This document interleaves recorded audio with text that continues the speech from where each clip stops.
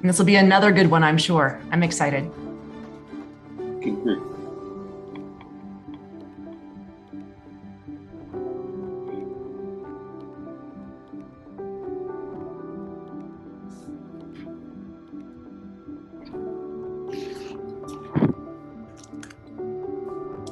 We're just waiting on a couple people. They may be waiting on me. Sorry.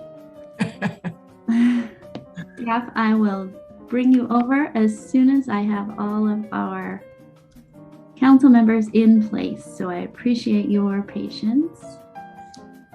Always do a great job, Brenda. Always a bit of a juggle here at the very top. Let's see. I am not seeing other council members, Aaron. On the list, and Junie. Junie.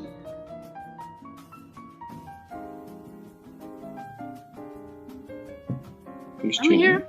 Yep. I am. Junie. Junie joined early. Yeah. Oh, I'm here too, if that was one of the people. Yeah.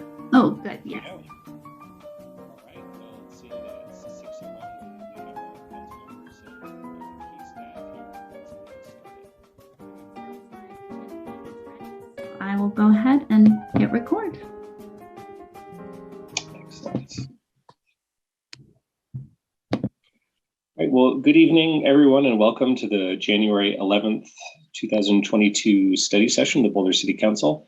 I'm going to get us started with a few announcements, hand it over to Nicole for a declaration, and then to Heather Bergman to lead us through the rest of the meeting. So our announcements are, the very first one is about COVID-19 vaccinations. So for more local information on getting your vaccine, if you haven't already, or a booster, and sign up for vaccination for notifications, you can go to www.bouldercounty.org/families/disease/COVID-19/vaccines. And I may have gotten a little ahead here. Do we have slides for these announcements as well? Aha. Great, so there's that URL up on your screen there. And then we'll move to the second announcement, which is about healthcare assistance. Boulder County Housing and Human Services are working to encourage Boulder County residents to sign up for health insurance during open enrollment, which ends January 15th, just 4 days from now. There are close to 20,000 people living in Boulder County who are uninsured, including many Latinx individuals and younger adults. But there is still time to sign up for health insurance. Note that coverage is affordable and there are big discounts this year. Preventative care is free. There are many plans to choose from, and financial assistance may be available. For more information and free confidential assistance, visit bouldercountyhealthcoverage.org. And our third and last announcement is about boards and commissions recruitment. So 2022 boards and commission recruitment is now open. So if you've been looking for an opportunity to get involved with your community and your local government, the recruitment period is now open. Started yesterday and runs through February 21st. So you can find the descriptions of the boards and commissions and the vacancies online at bouldercolorado.gov/boards-commissions. And if you have any questions about that or need assistance, please contact the city clerk's office at cityclerksoffice@bouldercolorado.gov or call us at 303-441-42222. That brings our announcements to a close, and I'm now going to hand it over to Nicole Spear for a declaration acknowledging the efforts of everyone in the recovery from the Marshall Fire. Thanks, Aaron. On December 30th, 2021, the Marshall Fire burned over 6,000 acres and destroyed nearly 1,000 homes and businesses. I think that's now over 1,000 homes and businesses in Superior, Louisville, and unincorporated Boulder County. Approximately 1,800 acres of our city's open space burned, and severe wind caused power outages and damages in Boulder and in neighboring mountain communities. In the face of these challenges, our city's workers have tirelessly supported the initial response to these disasters and the ongoing recovery process. We recognize staff in our police, fire rescue, open space and mountain parks, housing and human services, communications and engagement, innovation and technology, parks and recreation, utilities, transportation, planning and development services, community vitality departments, and the city manager's office, as well as workers with Excel, the Community Foundation, the Boulder Chamber, the county, neighboring cities, and the many Boulder businesses and individuals that continue to help. This work would be praiseworthy on its own, but many workers who serve our city live in affected communities and have been supporting us while they, their families, and their neighbors are dealing with their own losses, including the losses of their homes. I apologize, Nicole. I got a request from the translator for you to slow down a little Oh, bit. I'm so sorry. Yep. Should I start again or just slow down? Maybe go back a few sentences. Okay. Thanks so This much. work would be praiseworthy on its own, but many workers who serve our city live in affected communities and have been supporting us while they, their families, and their neighbors are dealing with their own losses, including the losses of their homes. We recognize the work they're doing for us while managing impacts to their own lives. We, the City Council of the City of Boulder, extend our sincere appreciation to all the workers contributing to response and recovery efforts, and extend our sincere condolences to those who experienced the loss of their homes and businesses. Thank you for that, Nicole. And a huge thank you to all the staff who've been working incredibly hard in these difficult circumstances to assist our neighbors who've been so terribly affected by this tragic fire. With that, I'm going to hand it off to our facilitator, Heather Bergman, who's going to lead us through the rest of the agenda tonight. Heather, thanks for being here and take it away. Thanks, Aaron. Good afternoon. Good evening, Council. So delighted to be with you again this year. Tonight's meeting is sort of the first of several conversations in lead up to our upcoming council retreat. We have a couple items specifically tonight that are big ticket items. So here in a jiff, we're going to hear from Nuria and staff and a bunch of other folks about how they are doing with regard to your existing priorities and other sort of the day-to-day work of the city. And so we'll hear about that in quite some detail, and that's important so we understand what's already underway and also what, the weight of the burden that staff is already carrying on your behalf. So when we think about the future, we are mindful of what they're already taking care of for you and for the residents of Boulder. So we'll do that for probably about 90 minutes, Nuria, depending on how things go. We'll leave it to Nuria to jump into that. And then Council will look to you all to share your priorities, which you have done writtenly already. You did put them in your individual Google Sheets, and then I aggregated those into a single sheet that I believe we put out for folks to review if they were so inclined. And I did provide a very brief sort of integrated summary of those items, mostly so that you could see where there were common themes, common threads among and between your different priorities. And I said this in my email to you, but please, please, please do not feel obligated to, do a big dog and pony show. No need for interpretive dance or anything else. You have about 5 minutes to say whatever you'd like to say, knowing that your colleagues do have access to that written information that you've already provided. So you may take up to 5 minutes, but no more than 5 minutes, and fewer is okay. There's no penalty for early completion of your task. And then after that, we'll just talk a little bit about the format of the retreat. Given where we are with COVID, want to make sure that everyone is feeling safe as we get moving into that. Somewhere in there, we'll take a break, let you stretch your legs, of course. But unless anyone has any questions for me, I'd love to go ahead and hand it off to Nuria. Nicole? I just wanted to make a general declaration. I saw that we, not an official declaration, a note for all of us. I speak really quickly. It seems that many of us likely speak really quickly given the interpretation that we have. I'm wondering if we could just have some kind of flag we could use to let each other know when we need to slow down a little bit, since I know we all have a lot of ideas that we'll be trying to convey relatively quickly. I love that idea. And if Council and Nuria and myself all have our cameras on, maybe we can just do, kind of a shh, slow it down, and help each other. You know, what's sad, Nicole, is that was me talking slowly. Generally, I'm about a mile a minute. So y'all feel free to yank my chain as much as you need to keep me slow and steady for our interpreters. Thanks for doing that. All right, Council, any other questions or comments before we get into the staff presentation? Nuria, would you like to take questions from Council along the way, or would you like them to hold them until you get through?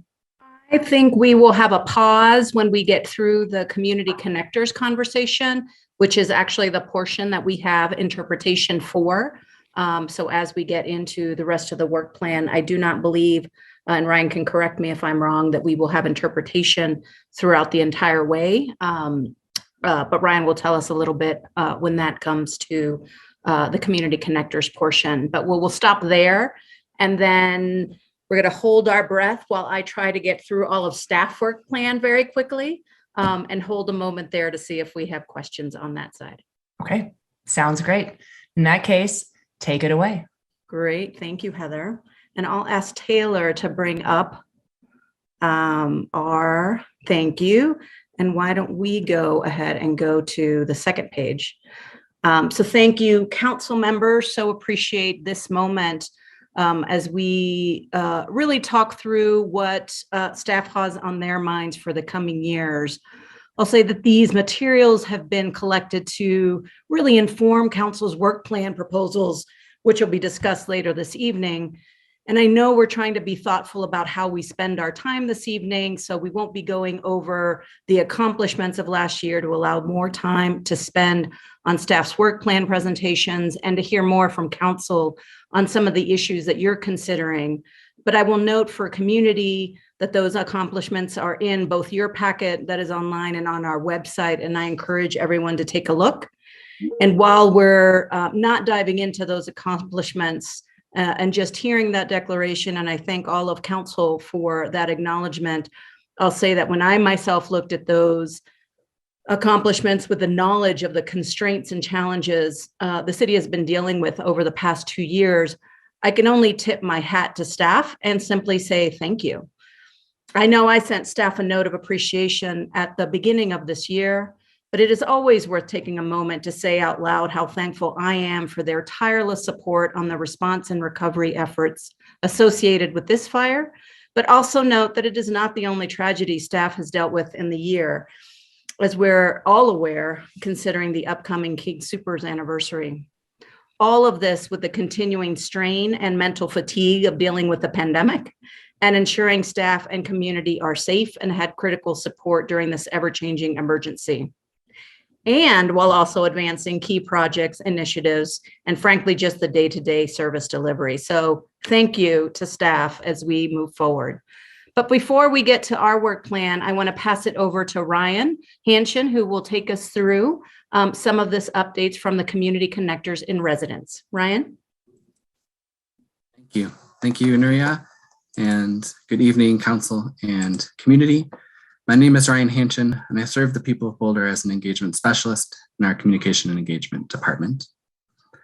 Thank you for the opportunity for community connectors to join council tonight to elevate the lived experience of underrepresented community members. Community connectors are dedicated to building trust between community and city government, and they each earn a stipend for their expertise, commitment, and time. Tonight, you'll hear from a specific team, community connectors and residents, and I'm proud to partner with this team of community leaders as they work to strengthen our democracy, and I'm eager to hand things over to Adela to share more. We can move to the next slide, please. Hi, good evening, City Council members and fellow community members joining us tonight. As Ryan said, my name is Adela Aguirre. I use she, her, and ella pronouns. I'm a community connector in residence. I'm part of the Latinx Orchard.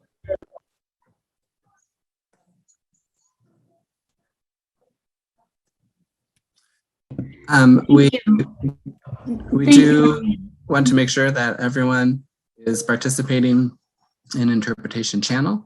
You can choose that through your Zoom menu. And go ahead, Adele, I'll turn it back to you.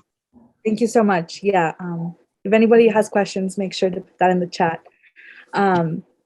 So yeah, I'm part of the Latinx, Orchard Grove, low income, and CU Boulder communities. My passion of and work of building bridges between community and city began as a freshman at Boulder High as a member of the Youth Opportunities Advisory Board, and now as a senior at CU Boulder. I've been really lucky to continue advocating for members of the Boulder community through programs like Community Connectors program. So yeah, the Community Connectors and Residents program is made up of bicultural connectors that work closely with communities where we have established leadership roles for community and most importantly, grown trust.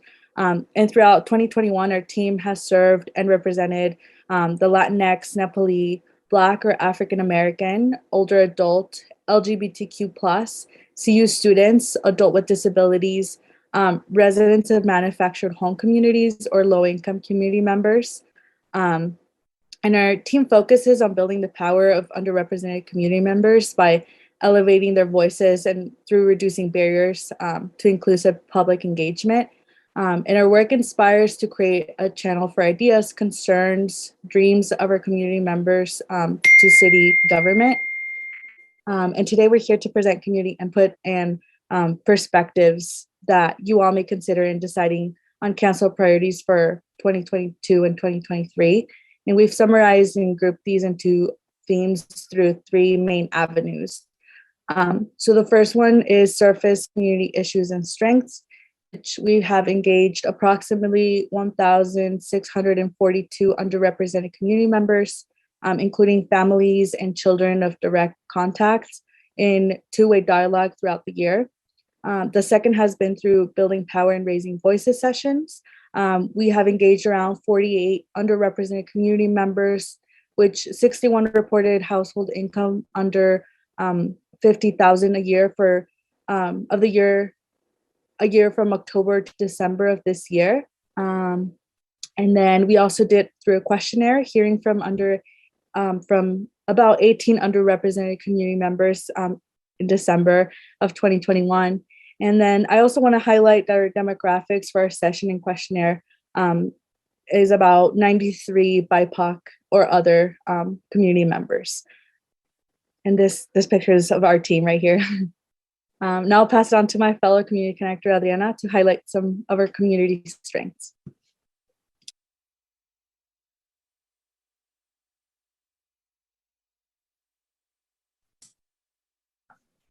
Sorry, I was. Slide, please, and then Adriana, over to you. Gracias, Adela. Y pues si podemos pasar a la siguiente diapositiva.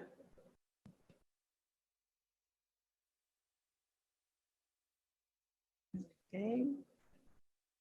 Bueno, yo soy Adriana Paola Palacios Luna y soy parte de los conectores comunitarios y con la ciudad de Boulder y represento, bueno, mis pronombres son ella, la, y represento parte de la comunidad latina. Soy parte de la comunidad latina, personas sobrevivientes de la violencia, comunidades que trabajamos para la prevención de las adicciones y la sanación de las adicciones. También soy parte de la comunidad artística y cultural y maker en Boulder. Y bueno, muchas gracias a todos ustedes por darnos este espacio para compartir con ustedes lo que hemos escuchado con la comunidad. ¿Podríamos pasar a la siguiente diapositiva, por favor?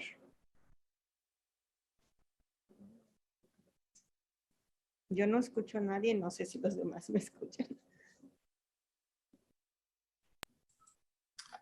One moment, we want to make sure we can pull up the right slides. I think our presenter has frozen.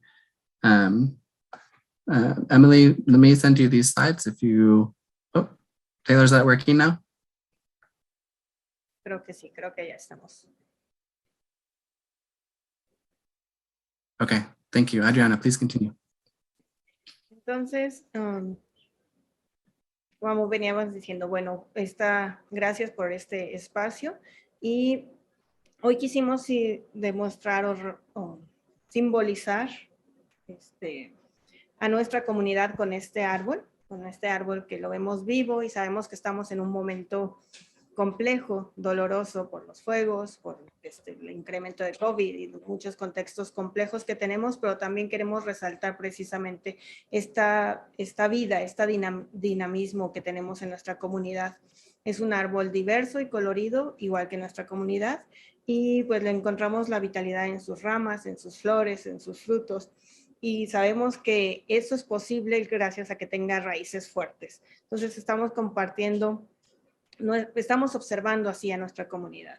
Vemos un tronco y unas raíces fuertes, y mientras estas sean fuertes sabremos que tenemos una comunidad fortalecida. Como ha mencionado mi compañera Adela, como conectoras y conectores comunitarios, pues escuchamos las necesidades y las preocupaciones de nuestras comunidades y queremos compartirlas en esta tarde, ¿verdad? Entonces, sí, la siguiente diapositiva, por favor.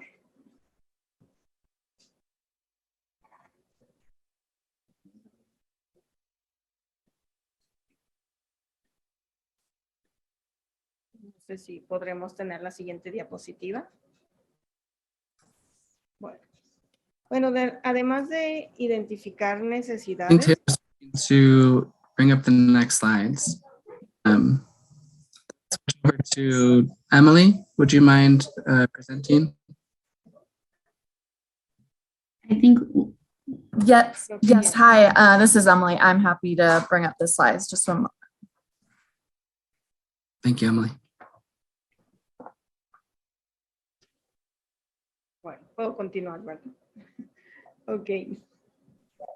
Como decíamos, además de identificar necesidades y las preocupaciones de la comunidad, que pues, compartieron también mucho las fortalezas, ¿verdad? Lo que observamos como aquellos aspectos fortalecidos de nuestra comunidad, y pues empezando por la comunidad misma, que vemos que somos la gente en Boulder. Somos personas diversas, con contextos culturales e históricos diversos, que cada día despertamos con la intención de tener una mejor vida, de construir una mejor comunidad.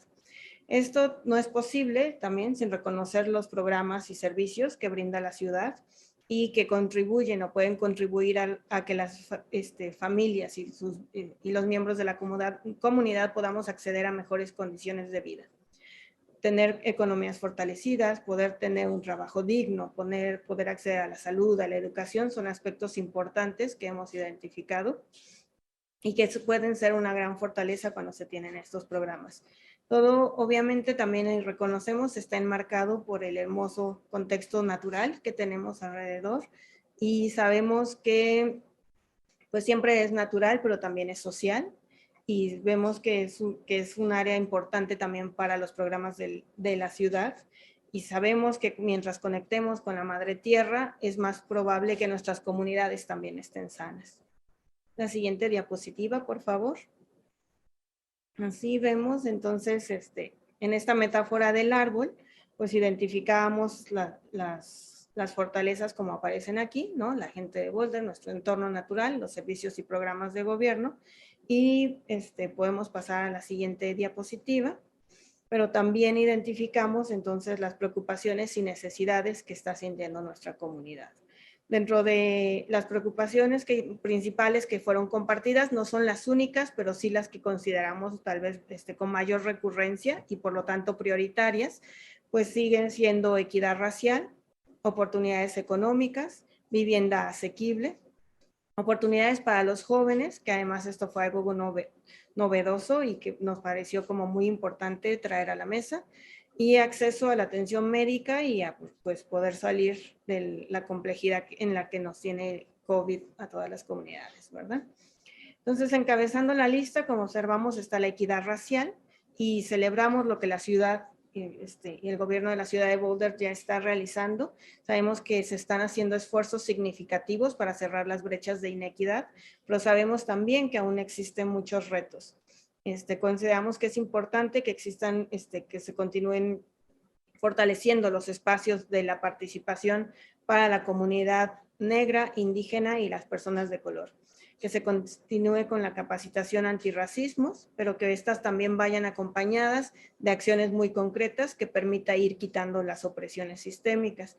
Que se fortalezca el acceso lingüístico. Esto es algo muy importante porque, bueno, hoy vemos que esto es posible, que se cuentan con servicios de interpretación y de traducción en diversos servicios y espacios de la comunidad, pero también vemos que hay mucha población en nuestras comunidades que todavía no saben cómo acceder a estos servicios, ¿no? Sabemos que si los solicitamos, están disponibles. Sin embargo, hay mucha gente que todavía no sabe cómo solicitarlos y es importante que podamos tener herramientas para que la gente pueda conocerlos y usar estos servicios. Ahora pasaría yo la palabra con mi compañero Dinesh, quien nos comparte a través de un video, porque precisamente por la complejidad en los turnos de trabajo, en los turnos laborales, no puede estar hoy aquí presente, pero nos comparte este video que vamos a escuchar. Gracias. Vamos a ver. Thank you, Adriana. And then, Emily, we can play that video. Thank you. नमस्ते, मेरो नाम दिनेश कार्की। म city of बोल्डरको community कनेक्टरको रूपमा समुदायसँग नजिक रहेर काम गर्दछु र म नेपाली भाषा बोल्ने समुदायको प्रतिनिधित्व गर्दछु। मलाई मेरो समुदायको प्रतिनिधित्व गर्दै आज यो सेसनमा भाग लिने अवसर दिनुभएकोमा श्री रायन ह्यान्सन लगायत सबैलाई धन्यवाद दिन चाहन्छु र यो सेसनमा भाग लिन पाउँदा आफूलाई भाग्यमानी ठानेको छु। म पहिले पनि नेपाली संस्थासँग आबद्ध भई नेपाली समुदायसँग नजिक रहेर काम गरेको अनुभव छ। जबदेखि म कम्युनिटी कनेक्टरको रूपमा काम गर्न सुरु गरेँ, यस कार्यले मेरो समुदायसँग झन नजिकिएर उनीहरूको समस्या जीवनशैली नजिकबाट बुझ्ने मौका मिल्यो। त्यसका कारण म मेरो समुदायको मुद्दाहरूसँग नजिक छु। मेरो समुदायको जस्तै समान प्रकारका मुद्दाहरू बोल्डर सहरभित्र बस्ने अन्य समुदायहरूबाट पनि सुनिने गरेको छ र सुनिरहेका छौँ। सिटी अफ बोल्डरद्वारा लन्च गरिएको इमर्जेन्सी कम्युनिटी कनेक्टर इन रेजिडेन्स कार्यक्रमले समुदायका समस्या र आवाजहरू सहर कर्मचारी मार्फत सम्बन्धित निकायमा पुर्याउन महत्त्वपूर्ण भूमिका खेलेको मैले पाएको छु। सिटीद्वारा जारी हुने विभिन्न जानकारीहरू समुदायसम्म पुर्याउन सहज भएको छ। आर्थिक अवसर र चुनौती। बोल्डर सहर नेपालको प्रकृतिसँग मिल्दोजुल्दो छ। हामी नेपालबाट आएका नेपाली मूलका व्यक्तिहरू बोल्डर सहरमा बस्न पाएर खुसी छौँ र बोल्डर सहरलाई माया गर्दछौँ। आर्थिक दृष्टिकोणबाट विगतमा बोल्डर सहर निम्न मध्यम वर्गको लागि सुलभ र सहज थियो, तर विगतको तुलनामा बोल्डर सहर जीवनयापन र बसोबासको लागि आर्थिक दृष्टिकोणबाट कठिन हुँदै गइरहेको छ।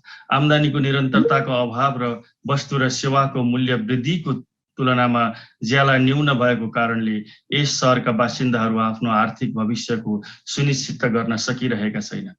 मेरो समुदाय निम्न मध्यम आय वर्गमा पर्दछ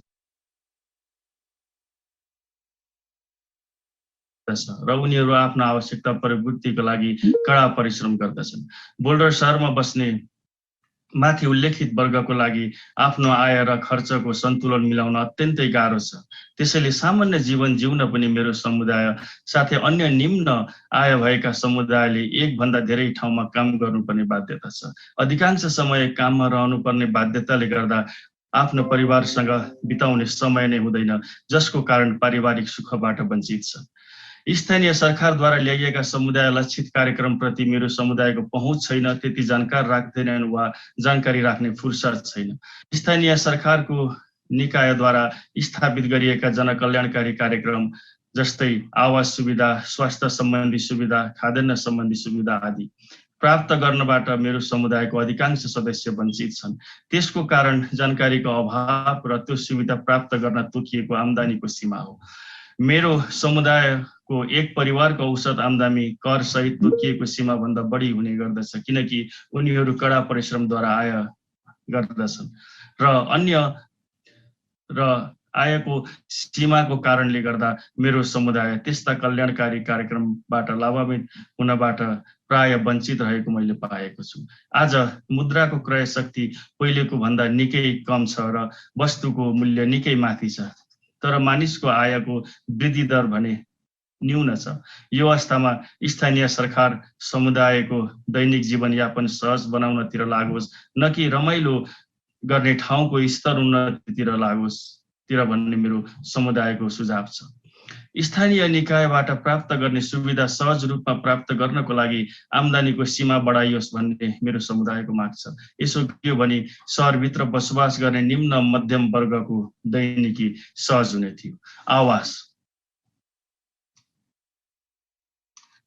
विगतमा बोल्डर सहरभित्र मेरो समुदायको उल्लेख्य बसोबास थियो, तर बोल्डर सहरभित्र आवास, घर तथा अपार्टमेन्ट अत्यन्तै महँगो हुँदै गएको हुँदा आफ्नो आयले दैनिक जीवन धान्न गाह्रो भएकोले दिन प्रतिदिन मेरो समुदाय बोल्डर सहरबाट विस्थापित हुँदैछ, जसले गर्दा कालान्तरमा जनसांस्कृतिक र सांस्कृतिक विविधीकरणमा ठूलो असर पर्ने देखिन्छ।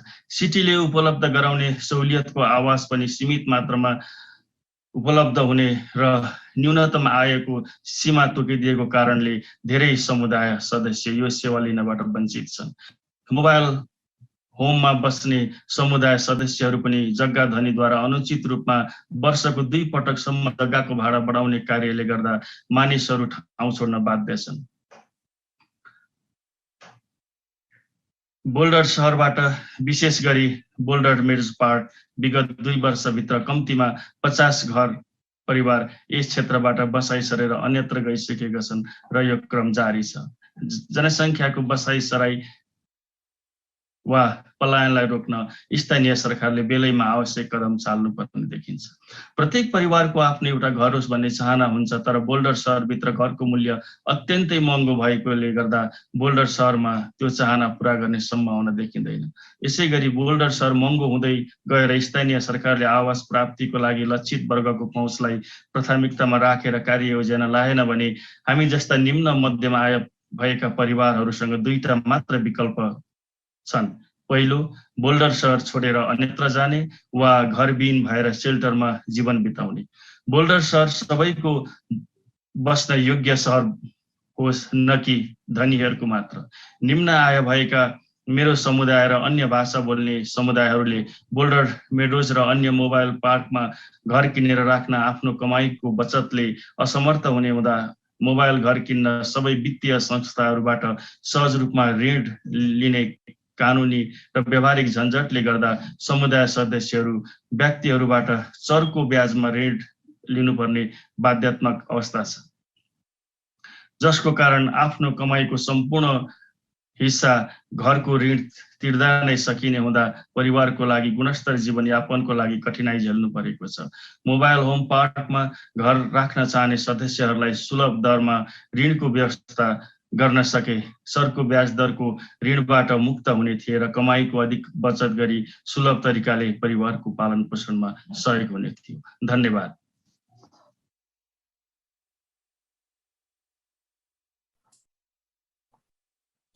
Thank you. And Emily, if you could pull those slides down, please. Namaste. Mero naam Dinesh Karki. We'll next turn to Adriana, but just want to mention Dinesh is joining by video because he works an evening shift and wanted to be here tonight, but was not able to, and we insisted he was here by video. So thank you, and Adriana, over to you. Gracias, Ryan.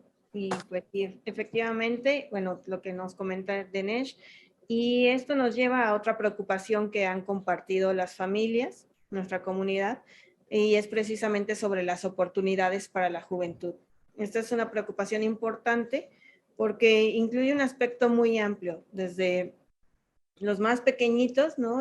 Con relación a la prioridad del cuidado infantil y otras necesidades, pero también incluso mencionaron, por ejemplo, que hay espacios para cuidado infantil donde los hijos latinos o personas de color han sido como discriminados y rechazados y no se sienten bienvenidos, ¿no? Entonces también otro aspecto importante fue la posibilidad de contar con actividades sanas para la recreación.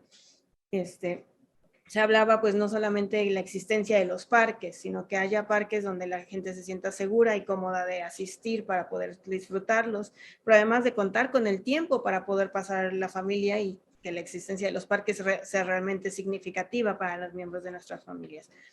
También se habló de formación y apoyo académico. Sabemos que durante la pandemia y el aprendizaje en línea hizo que se abriera más la brecha académica que tal vez ya existía para las personas de color.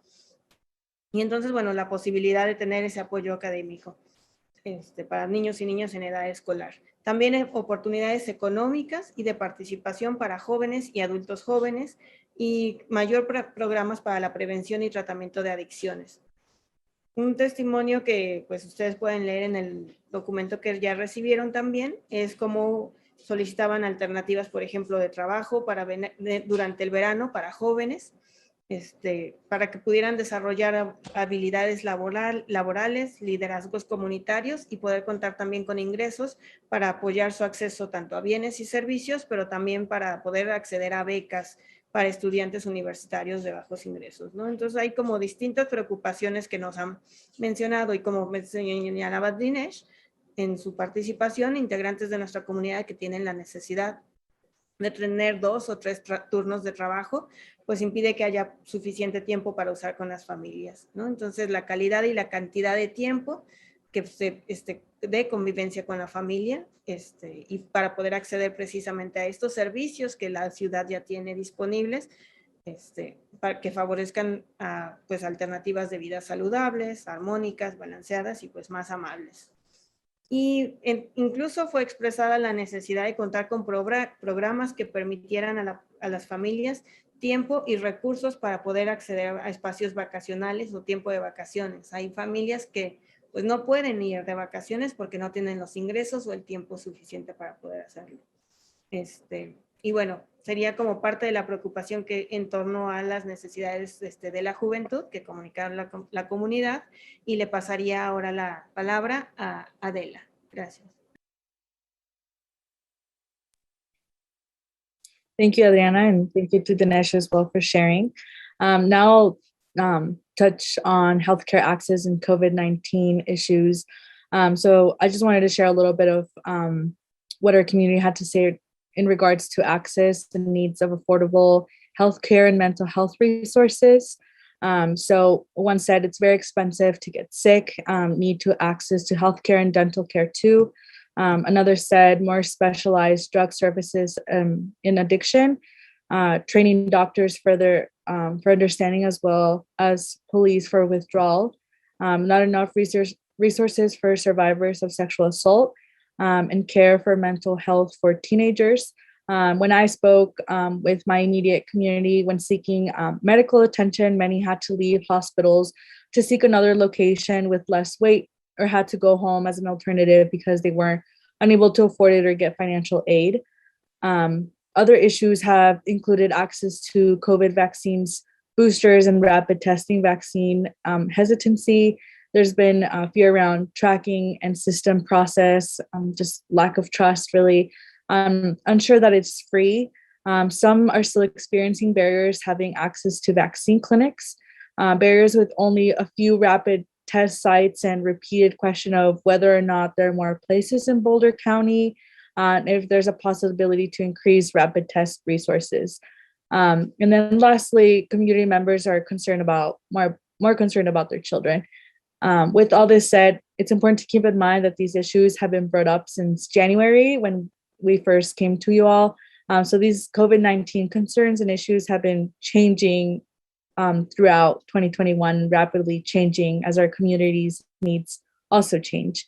So yeah, to end, I'll pass it back to Adriana. Thank you.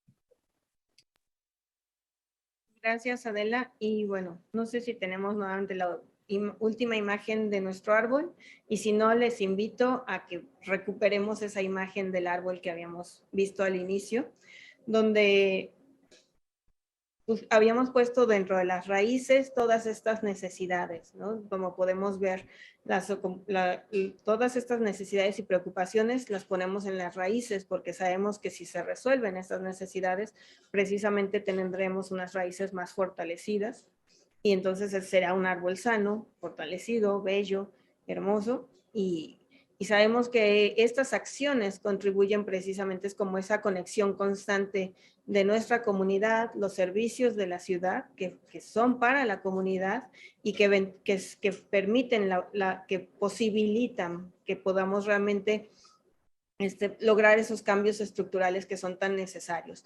Nos queda claro, y en la comunidad también, que el campo de acción de la ciudad tiene muchas posibilidades y también tiene algunos límites. Sabemos que otras cosas dependen del condado, del estado o de programas federales, pero creo que cuando precisamente las necesidades y las preocupaciones de la comunidad están en sintonía con los servicios y programas de las ciudades, cuando tenemos precisamente posibilidades de establecer estos procesos más exitosos para que todas las personas y las familias que formamos parte de la comunidad podamos prosperar. Y bueno, tanto juntas, juntos y juntes, podemos construir comunidades pues, más dignas, más libres y más felices para todos.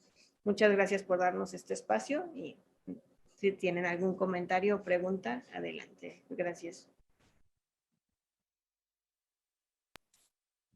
Thank you. Thank you so much, Adriana and Adela and Dinesh, for bringing perspective of community into this space. We can pull down the slides, please, and open it up for any questions of council.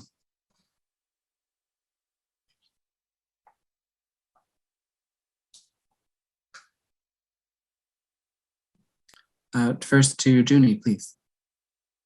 Thank you. I just have a quick question. I didn't understand the context. I think it was Adriana when she mentioned people of color feeling rejected from certain services such as childcare. I just did not fully understand that. Sí, bueno, algunas personas de la comunidad dentro de las sesiones que tuvimos de capacitación, bueno, no eran capacitaciones comunitarias, comentaron que en ocasiones, aunque hay algún servicio disponible para cuidado infantil, se sentían rechazadas o se sentían discriminadas. Entonces, que no se sentían, que las mamás no se sentían a gusto de poder llevar a sus hijos ahí porque se habían sentido discriminadas. No dijeron específicamente qué servicio o qué instancia fue la que hizo esa discriminación, pero manifestaron que en ocasiones sí se sentían esa discriminación, pues, en lo cotidiano. Okay, thank you. I think my follow-up question would be for Nuria, based on what I just heard tonight. Is there a process whereas people can, I suppose, complain to the city if, let's say, whether it's an organization or, I think from the city there is a process, but I'm wondering in the community if there's another process where, if a community member go to a business and they feel discriminated, is there a complaint mechanism? That's a really great question, Junie. And in most cities, there are offices of civil rights, and sometimes that is to a state, which I'm sure exists here. City of Boulder doesn't have that per se, but certainly they can share with us what that looks like, and we can pass that on.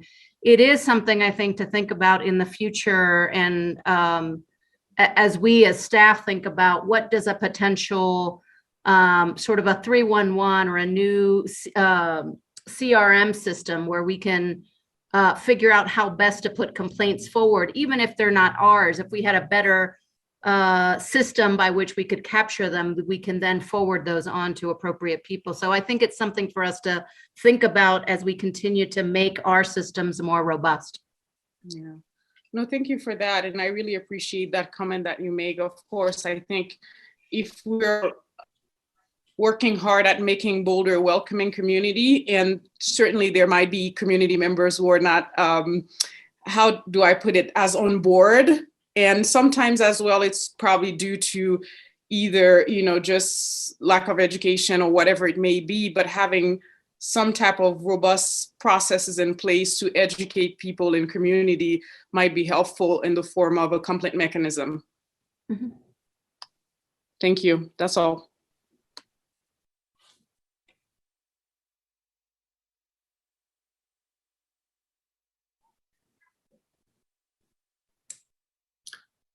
Well, not seeing other hands. Thank you so much, Council, and thank you, community, for sharing your lived experience. Thank you to our co-presenters this evening, Adriana, Adela, and Dinesh, community connectors here. Please don't hesitate to send any follow-up questions to me, and we can pass those along to community connectors. So again, thank you, and over to Aaron. Yeah, well, I just wanted to echo the thank you, just that testimony and the information that you gave us with your lived experience and unique experiences that you bring to the table is just so incredibly valuable and so important for us on the council to hear as we go into our retreats. I'm just very grateful for all the work that you do and the incredibly important perspective you brought to us tonight. So thank you. I think, do we go back? And yep. So we'll say goodnight, and I think we'll to you, and then Heather, I think we'll come back to you. I think we go back to Nuria. Thank you very much. Nuria, you're going to pick it up from here and talk about work plan things, as I recall. I am. I'm going to pick it up from slide 14, and I'll just say that we are ending our interpretation here, which is probably good because I'm about to try to launch and make up some time so that we can have a more robust conversation at the end. But Junie, to your previous question, I'll say that staff has tagged me and reminded me that we also have our Human Rights Commission and the Human Rights Ordinance by which we can do that. But I still, I appreciate that there are places where people can file discrimination complaints there, and thinking ahead about how to make resources and that process easier to people will continue to be something that we look upon as we think about the implementation of the racial equity plan. So I can go to slide 14 if you would, and if staff is bringing that up, I'll say I was remiss as we were talking about it, just to remind us all of where we are in the timeline. So today we're going to talk a little bit about the 22 priorities that staff has been thinking of, what they are working on and have projected into the future. And hopefully we'll be hearing from you, Council, and finding ourselves aligned, we hope. And if not, learning a little bit more about where you want to, what are your thoughts as you look into 2022 and for the term. We will be listening actively as we move forward, and we will on January 18th respond to those proposals that we hear from you, Council, and scope those out as best we can. And if there are any questions today that you may have that we can't answer, we will certainly get back to you in short order. The other thing I'll say is that the retreat will take place on January 21st from 4 to 8 p.m. and on January 22nd from 8 to noon. And we're hoping to have confirmed all our work plan by the end of Q1 of this year. You're seeing on the screen right now sort of our council priority action accomplishments as we look back to that. And you'll see that we have, of the 14 council priority actions from last year, we had 70, or from last term, I should say, 79 were completed, and 21% of them, or 79% were completed, and 21% are carrying over into the next term. The bodies of work associated with those actions are continuing or have entered into an implementation phase. Next slide. As we think about the work that we have ahead of us, I will say that this is one that I want to spend a little bit of time on, because we have framed this year and really thoughtfully thought about this as both a recovery year and a place to really at the retreat give council an opportunity to reevaluate the priorities and leave space for important recovery work as the city emerges from the challenges of the pandemic. For our community listening in, I'll note that as always that the priorities set by council make up a small percent of the city's business. The vast majority of our city's work plan is dedicated to ongoing operations that do things like keep streets clean, parks open, and water running.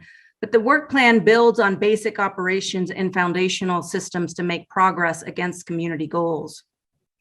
So what does it mean to say we're in a recovery year? It means that we're seeing sales revenue pick up, but still not at our previous year's level, increasing. And we feel like we're slowly but surely coming out of the most devastating part of the pandemic. It means instead of furloughing folks and limiting non-essential services in the midst of the pandemic, We'll be focusing on restoring services for our community. They've come to expect for the services that community has come to expect from us, and focusing on the hiring and retention of talent to alleviate the strain of employees who have picked up the slack for many of those employees previously furloughed. As you saw in the departments in brief forwarded by staff, every department is feeling this strain of lack of capacity. When you furlough over 700 people, it leaves a gigantic hole in an organization. And while we're grateful this year to focus on hiring folks back, we are doing so in a time when we're all battling national staff shortages. What we have heard through the news as the Great Resignation, and a competitive marketplace that has almost more to do with location than with salary, though we know making sure that we're offering salary and perhaps other benefits is going to be important to remain an employer of choice. And it means that for the most part, instead of bringing forward a lot of new initiatives, we're trying to prioritize the restoration of services, focusing on ongoing capital projects that can pick up again, and honing in on foundational systems and initiatives critical to ensuring efficient operations. By extension, this meant that we are focusing on making sure workloads are sustainable for staff, recognizing that our teams have been incredibly stretched and taxed by 2 years of very challenging conditions. Examples of this core work include implementing core human resource systems and practices to better retain and recruit staff, implementing budgeting for resilience practices and performing key cost allocation analysis, strengthening our IT infrastructure, a move towards more intuitive and better interfacing programs that will enable us to enhance reporting and dashboarding, which will enhance data-driven decision-making, increase transparency, and more quickly serve community needs as we move forward. And then refocusing on ongoing capital infrastructure projects, addressing the city's repair and maintenance backlog, as well as the ongoing work staff will be doing as we focus on, for example, next steps on CU South. As with all years, staff does this by balancing ongoing work with existing constraints. And as we're able to hire back staff and learn from council what matters you'd like to prioritize, we are prepared to make workload exchanges between current and new priorities. Next slide. And as a backdrop, we've endeavored to categorize each priority into the now sustainability, equity, and resilience framework so that we are continuing to align the city's work priorities with larger goals of the Boulder Valley Comprehensive Plan and other strategic plans. We wanted to make sure equity was part of the framework itself, and note that the acronym SED means to be or being in Spanish, which was fitting as the framework reminds us of how we want to be as a city. We hope to engage all our staff in identifying how their work rolls into this revised framework that really places equity at its center. Next slide. So we're going to move through each priority area in the work plan, and I promise not to read every letter on every slide as we do that, but I just wanted to share that we have color-coded some of those. So our green will indicate an ongoing item already in flight. Our yellow indicates an item that is sort of in the early initiation of the phase, and our blue indicates an item that is about to start or is in the process of starting. There's also an estimation of the level of resource intensiveness, or how council can expect to see the items come to them at different check-in or decision points, and whether an item or not has been carried over from the last term, and you'll see that marked by an asterisk. I'll add here that we've had a lot of questions about perhaps limiting capacity, about the limited capacity staff may have at the moment. It will be different for each department, but I'll say that this indicator of capacity for additional work is a moment in time. So as we hire more people and are able to expand our currently constrained staffing levels, we will be able to work more quickly on existing work and be able to more rapidly take on new challenges in the future. So I don't want folks to think that just because we are limiting capacity right now, that we will always be in that limited capacity mode. So I'll start with SAFE, our SAFE indicator. And I won't go through all of these in detail again for the sake of time, but I'm going to note that the true subject matter experts, our department heads and staff, are here to respond to any query you may have here or in any of the slides as we move forward. I'll briefly say here that for police this year, we see continued focus on reform efforts to ensure we're meeting the expectations of the community and the existing and the exciting collaboration with CU that could allow us to pilot an academy that meets basic post or peace officer standards training, but enhances it to ensure that the academy incorporates reform-minded principles and national best practices as well. Fire is also focusing on reform of sorts as they strengthen their approach to advanced life support and enhancing the emergency services they now offer. You'll note too that we continue to have interdisciplinary teams across the multiple departments focused on issues like COVID recovery and ensuring our public spaces are accessible to all. Next slide. So as we think about healthy and socially thriving, there's certainly more work being done across the departments under this framework category. Of note, though, are some ongoing efforts HHS has planned to serve our unhoused community, hopefully leveraging ARPA funds in support of new strategies and increased resources. We hope to have a more robust conversation with the Financial Strategies Committee in the future and the council body as a whole later this spring.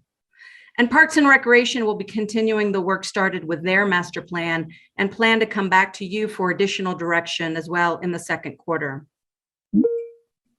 Nuria, I think I'm sorry to interrupt, but I think we may be one slide behind. Saw it. I'm about to put my notes up at the same time as I see the other. You are one slide behind.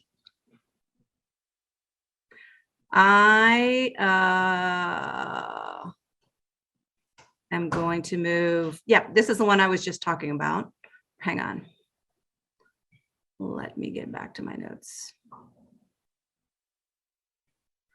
And again, you'll see that staff is prepared to talk a little bit to you, and you'll see some of those completion rates as we move forward. So I will now go to the following slide. And we'll try to make sure that we're there. Yep. So here we're talking about livable, and while not on here, I'll tell you a priority for me in particular is the hiring of a new P&DS director. And additional staff there, as you'll see, many of the priorities on these next two slides depend very much on staff resourcing for P&DS. We're carrying over some items left from our previous work plan, like the East Boulder Subcommunity Plan and use tables and standards, as well as continuing to focus on achieving our affordable housing goals. Next slide. You'll certainly hear more about the CCRS tax in the future as we're working to leveraging this with ARPA funds and any additional federal funds that may come our way. But of note here, I'll highlight the last two items. At the last meeting, I mentioned the continuing work we're doing on the Hill. Some may know nuisance abatement and code compliance is how I first started out in Minneapolis, and it's something I have a great amount of interest and a particular expertise in. As we recruit our next P&DS director, I'll be looking for this particular expertise as well. But for now, I'll say that this continues to be a priority, and we're hoping the lessons learned here will help us in other parts of the city as well. Our city attorney's office, who is part of this multidisciplinary team working on this issue, has been looking at best practices in the nation, and we're looking to bring some initial ordinance changes to you soon while we continue to build out dashboards and reports that will help us create more targeted accountability for properties that are causing the most community concern and taking up valuable staff time. In conversations with our previous director, he had shared that P&DS was already looking at zoning code amendments, the last item on this slide, with occupancy standards certainly being part of those. While staff in this particular department has perhaps been the most constrained of all, given the furloughs that happened over the pandemic, this work will continue, and we are hoping to bring forward some peer research for conversation and direction sometime this spring. Next slide. It's nice when I'm actually aligned with the slides, right? There's always a lot going on with anything that touches on accessibility and transportation. As micro-mobility options continue to grow, transportation and mobility staff plan to continue monitoring how to enhance these options across the city, as well as continuing the work that supports our Vision Zero goals. This work will also be critical to Community Vitality's led work on curbside management as part of the approved access management and parking strategy, or AMPS. We note too that there is a parking code review and update that remains on hold due to staffing constraints, and certainly something that you can ask staff about or that we can pick up as part of the retreat conversations. Next slide.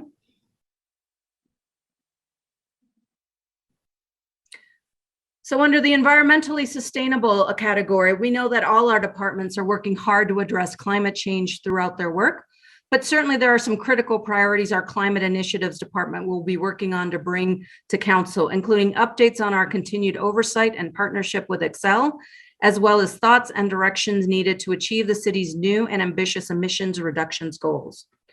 Open Space and Martin Parks, another great champion and leader in our climate work, will be working alongside climate initiatives to focus on climate resilience and climate justice efforts in partnership with many of our local equity partners. Next slide.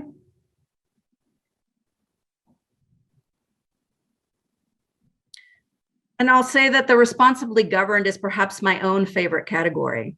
Usually not as flashy as other initiatives, but critically focused on good governance.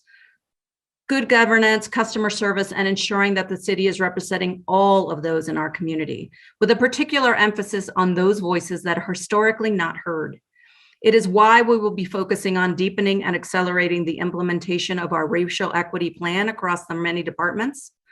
OSMP will continue to lead us on continued and important tribal relations work. And of course, staff will be coming back to council to discuss the next steps on the potential for the creation of a library district. Focusing on the workplace will continue to be a priority for the coming year as it impacts both recruitment and retention. IT will be looking at increasing system tools and ensuring fast and reliable access to systems that allow staff to more easily and readily access and analyze data for their work, as this is something we hear a lot about from our staff. At the same time, facilities and fleet will be focusing on our physical workplaces, as competing in this market requires more modern, updated, and adaptable spaces that accommodate our changing modality of hybrid work, while also ensuring that our newer workplaces are more sustainable, longer lasting, and more efficient in the process. Next slide. Certainly, we cannot do much of this work if we're not financially stable, and much of the focus of our finance department and other critical department stakeholders will be ensuring we are just that.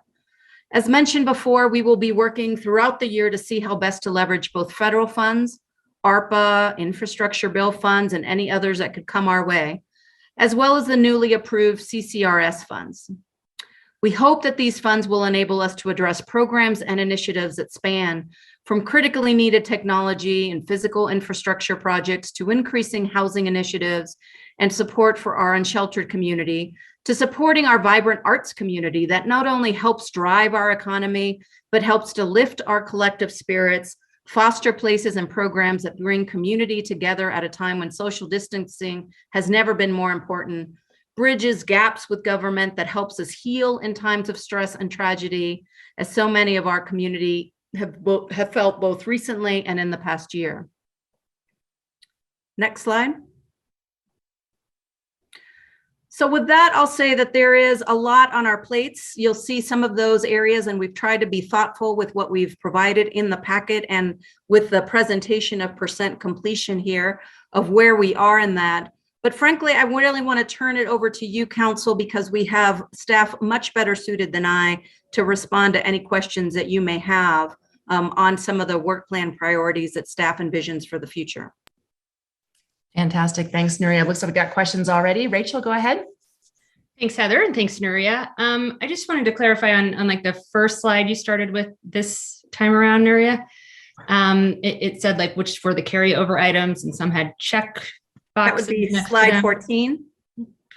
So I think there were check boxes next to racial equity and CU South, but I would say that neither of those are complete. So I just want to understand what that check mark means, because I did not include CU South or racial equity in my top 5, because I believe that they are continuing. And also, I'm not sure that gun violence prevention, which we just gave a not a 5 on, was in here, but also did not include that because it was already given a not a 5. So just wanted to kind of understand those better. Certainly, and certainly welcome other folks as we move forward. Initially, when we did these priorities, we were looking at the particular action that council had agreed. So while some of the things will be ongoing, which was at least to get CU South voted on, for example, there's more work to be done, obviously, as we move forward. Or the fact that we actually adopted a racial action plan is a check mark, but obviously that work is ongoing and is indicated in the racial equity as part of the actual work plan. we have placed CU South, and I think I mentioned that as we're talking about some of the core work that we're moving forward, because we're also needing to scope that depending on whatever outcome a potential referendum may have. Right, and needs to be moving along with permitting and things. So just want to make sure for ourselves and for the community that the check mark doesn't mean we look no further at those things. And then for gun violence prevention, where does that need to fall in? I honestly believe that we had done these slides before the last council meeting, and so we will make sure to incorporate that as we move forward. All right, thanks. All right, Matt, go ahead. Matt, you're still muted. Muted. All right, still back. There we go. So I just want to thank you, Nuria, and staff, and really just start with a high level just gratitude, because I'm not sure many of us would fault the city, past council, or staff from doing a fraction of what they've set out to achieve and have gotten done in these very difficult times. So I just want to say thank you and keeping the ball rolling in these difficult times. And so I do look forward to the opportunity and hopefully gaining prosperity for our city and community going forward and allow us to do more that we want to do. So it's amazing that we've gotten to this place given all that we've gone through. The one question I have as I sort of sift through some maybe more details, but a higher level one, really kind of comes down to the percent completion, which is really helpful. But to me, I don't have context as to really what that means, because something that is 90% complete versus 50%, are we talking about the remaining 10% taking 2 weeks or 2 years?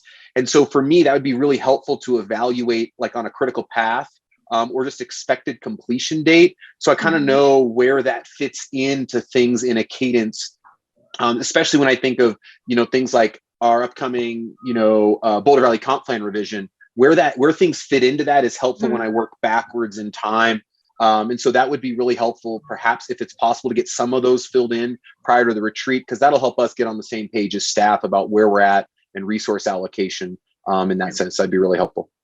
No, I appreciate that. And I think we're really trying to be in the future more strategic about getting all of those plans together and putting those on a timeline so that all of us are aware. And I'll say that not because staff and individual departments may not know where there's landing, but for me, I'll say as a city manager, there is work that a department may be doing, but that impacts other departments, particularly internal services department. So where they're having a big lift, I want to make sure that we all know, to your point, when those dates are happening, so that if finance or HR or IT needs to be involved, that's going to shift their work plan all of a sudden if we have not actually charted those out. I will say that depending on which of the priorities you have, and as you have particular questions with staff, please feel free to ask them directly on those things, but we will also think about what does that look like. There are in the packet, and I forget which attachment it is, but it is the one that has, it might be attachment D, the work plan priorities based on the very same framework, the more expanded one, that has some critical Q2 or Q3 when we expect to bring those back to council. And some of those, Rachel, will be some of the sort of, we will use some of those when we have work that is coming back to council on an update. Those are the things that we're trying to put in the CAC agenda so that council kind of knows what's coming up down the pike. So we'll try to figure that out and give you a better sort of notion holistically of what that looks like. But if there is one that you're particularly interested in, please reach out to that department so that you can have a better gauge of where they are in that work. Yeah, I appreciate that. And I think it's just a recognition that not all work is linear, right? So, that first 50 could go really quick, and then that last 50% could take 2 years, right? So I think just understanding how that plays out is not just good for us in helping with work plan, it's really helpful for the community to kind of be like, oh, it's 90%, so get ready for it to be done. And meanwhile, like, that's the last big hurdle. And so I think, there's just some clarity there. But thank you for that. And I'll intend to reach out individually on some of those things, but that might be helpful holistically, like you were mentioning. So thank you. Thanks, Matt. Bob, question, comment? Not a question, just a comment. First of all, thank you, Nuria, and thank you, staff, for that great presentation. I just wanted to maybe highlight for the community and underline something that Rachel said just a few minutes ago. A little later in the evening, you're going to hear, the community's going to hear from council some of our priorities for 2022 and 2023. But I think it's important for folks to understand that what we just heard from Nuria and the team council already had. We had that, we received that a week or two ago, and we factored that in putting together our priorities. And so for most of us, we didn't reiterate things that we already knew were in flight or on the work plan. Many of the things that the staff is working on are very, very important. We would wholeheartedly endorse them, but we didn't repeat those because we knew they were already being worked on. And so what we're going to hear a little bit later this evening are really new initiatives, things that are not already being worked on, but things that council members are suggesting to staff that we take on board in addition to what Nuria just talked about. So I want to make sure that people understand that just because they don't hear it from us later on doesn't mean it's not important. It's just because we already knew it was in the works. That's a good reminder. Thanks, Bob. Aaron, did you have a question or comment? I did. Thank you. Echo the thanks to Nuria and staff for putting this together in such a coherent and understandable fashion. That's really helpful for this discussion. So thank you for that. Just one specific thing was in the planning area, there was an initiative about zoning code updates to get more housing in the community. And you mentioned that occupancy kind of fell in that category, but just wondering if there are any others that really specific ideas that the planning department has already teed up, because some of my suggestions are in this area. So just want to see if you're already working on some of those. And I see David has popped up. Except I can't hear you. David, you're unmuted, but for some reason we can't hear you. Yep.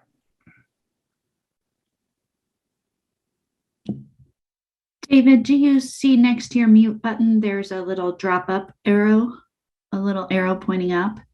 Click on that and see if that doesn't give you an option to use your computer microphone. Can you hear me now? Yeah. All right. It's great to have technical support. Just in anticipation of the retreat, we can put together a list of what projects we're anticipating. And there's a lot, there's the existing projects, which, the community benefit, which will be coming up, as well as the use tables work. But there, the planners always have a list of what they would like to do, just in terms of creating more efficient, a more efficient regulatory set. And then, frankly, those tend to be the ones that, when issues come up, we tend to put back on the back burner. Thanks for that, David. I look forward to learning a little bit more about that. Appreciate the answer. Yep. Thank you. And thank you for the technical support. And when we hear from council a little bit later, I have a visual for that. So David, you might just, focus in on some of those planning items as they're coming up, and you can let us know if those are already on the list or those would be new initiatives. Nicole, go ahead. Thank you. So I just had one question, Nuria. In some of the slides, there was a note about using ARPA funds to, fund some of the initiatives. This is something that I am thinking a lot about for the things that we're proposing, is where's the money going to come from? And so I'm wondering, with the ARPA designations on those items, is that from the approximately 20 million or so we're getting? Is that coming from other ARPA sources? Where is that coming from? Just to get a sense of what it is we're working with. Yep, I see Mark is popping up, so I'll start and he can correct how wrong I am in it. But we have allocated previously or gotten approval from council to move forward with 4 million of that 20 million that we had gotten. We've got about 16 million left as we move forward on those. And I would say that for ARPA specifically, we're hoping to bring that for you in a February 8th, I believe, study session as we move on. But I'll say that we're also being mindful that those aren't the only funds that may be available to us, right? We've got this big infrastructure bill coming down the pikes. There may be other grant opportunities and monies coming from the feds. And as we put some of that into the equation, we then want to maybe reconfigure which one of those pools of money we want to use for X or Y initiative. Mark, how have I killed your entire financial framework? That was perfect. The only thing I'd add to that is under previous council direction, we're working through an internal process to prioritize those initiatives that we've looked at for potential ARPA funding. To Nuria's point, some of those might be appropriate with other sources of federal funds. Some of those may be appropriate in our 23 budget process. And so we're working through those at the moment, but we do plan to bring that to council on February 8th and give you an update some suggestions for an additional appropriation out of that first tranche of funding that we do have, which is approximately 10 million, and then some suggestions where we'll be seeking some council feedback on a number of items potentially for that second tranche, which is the second $10 million, which we'll receive sometime in July of this year. Great, thank you. Okay. Mark, question or comment? Not a question, just a comment, and it's something I've said privately, I'd like to say it publicly. As a member of council in 2021, I knew we had actually done quite a bit and covered a lot of work plan items, but it wasn't really until I read the staff memo on what we had done in 2021 that I got the full flavor of what had been achieved during COVID. And I just think it was a remarkable performance under the most difficult conditions imaginable, reduced staff, budget crises, layoffs. The amount of work that was actually completed successfully during this last year, I just think was incredible. And I'd like to congratulate all of staff for what they did. This was a terrific performance. So thank you. Thanks, Mark. Appreciate that. And I'll just, if you don't mind, Heather, just saying that, you know, it's one of the reasons I know staff is hearing, and I know we're so thankful for it, but it's one of the reasons we're so focused on recruitment at the beginning of this year, because staff has done so much, and frankly, they dig in like with the fire response and do more, but they're tired and they're overworked and overstretched, and we need to give them some relief. So my priority for the year will really be about recruitment and helping us to continue that great performance, Mark, as you said. So I appreciate that acknowledgement. Fantastic. Council, any other questions or comments on the work plan, projects that are already underway, in flight, or coming up before we jump into what you'd like to consider doing in addition? Well, all right. It was a thorough presentation and a very fine memo. I guess you crushed it, Nuria. Staff did. In that case, Council, would you like to take a break, stretch your legs, freshen your drink, and then we can come back and hear from you all on your respective priorities? Nicole is nodding. Thank you. I appreciate the visual. I have us at 7:16. What do you say we take 15-ish, come back at 7:30 and jump back into those priorities? When we come back, we'll start with Aaron, and then we'll go alphabetically by last name thereafter. So go do the things that need doing, and we'll see you here in a hot minute. Go ahead. I was just, Heather, I give people 5 minutes after 3 hours. So everybody's going to want you to facilitate all the meetings. I'm sucking up to them. You know that. You know how I am, Aaron. I'm going to go for a hike. I mean, goodness. Go for a hike and take your 5 minutes, whatever works for you. See you in a few. Thanks, friends.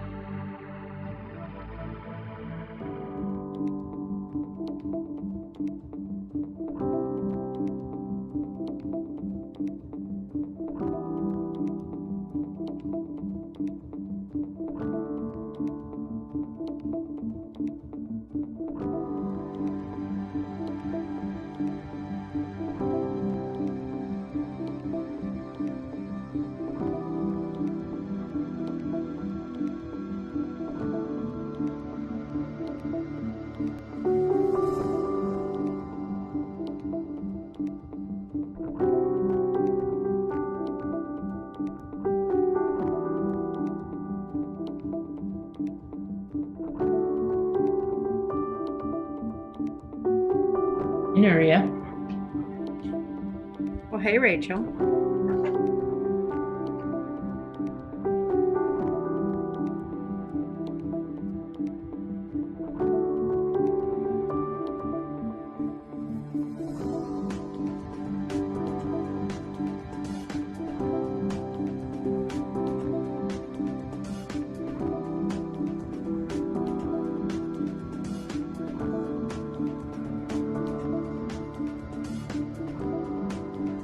Just been doing like support snaps while Nuria was talking. Yes. I should have done this. I was in a meeting recently and someone actually did it. It was wonderful. I was like, oh, snaps of support. How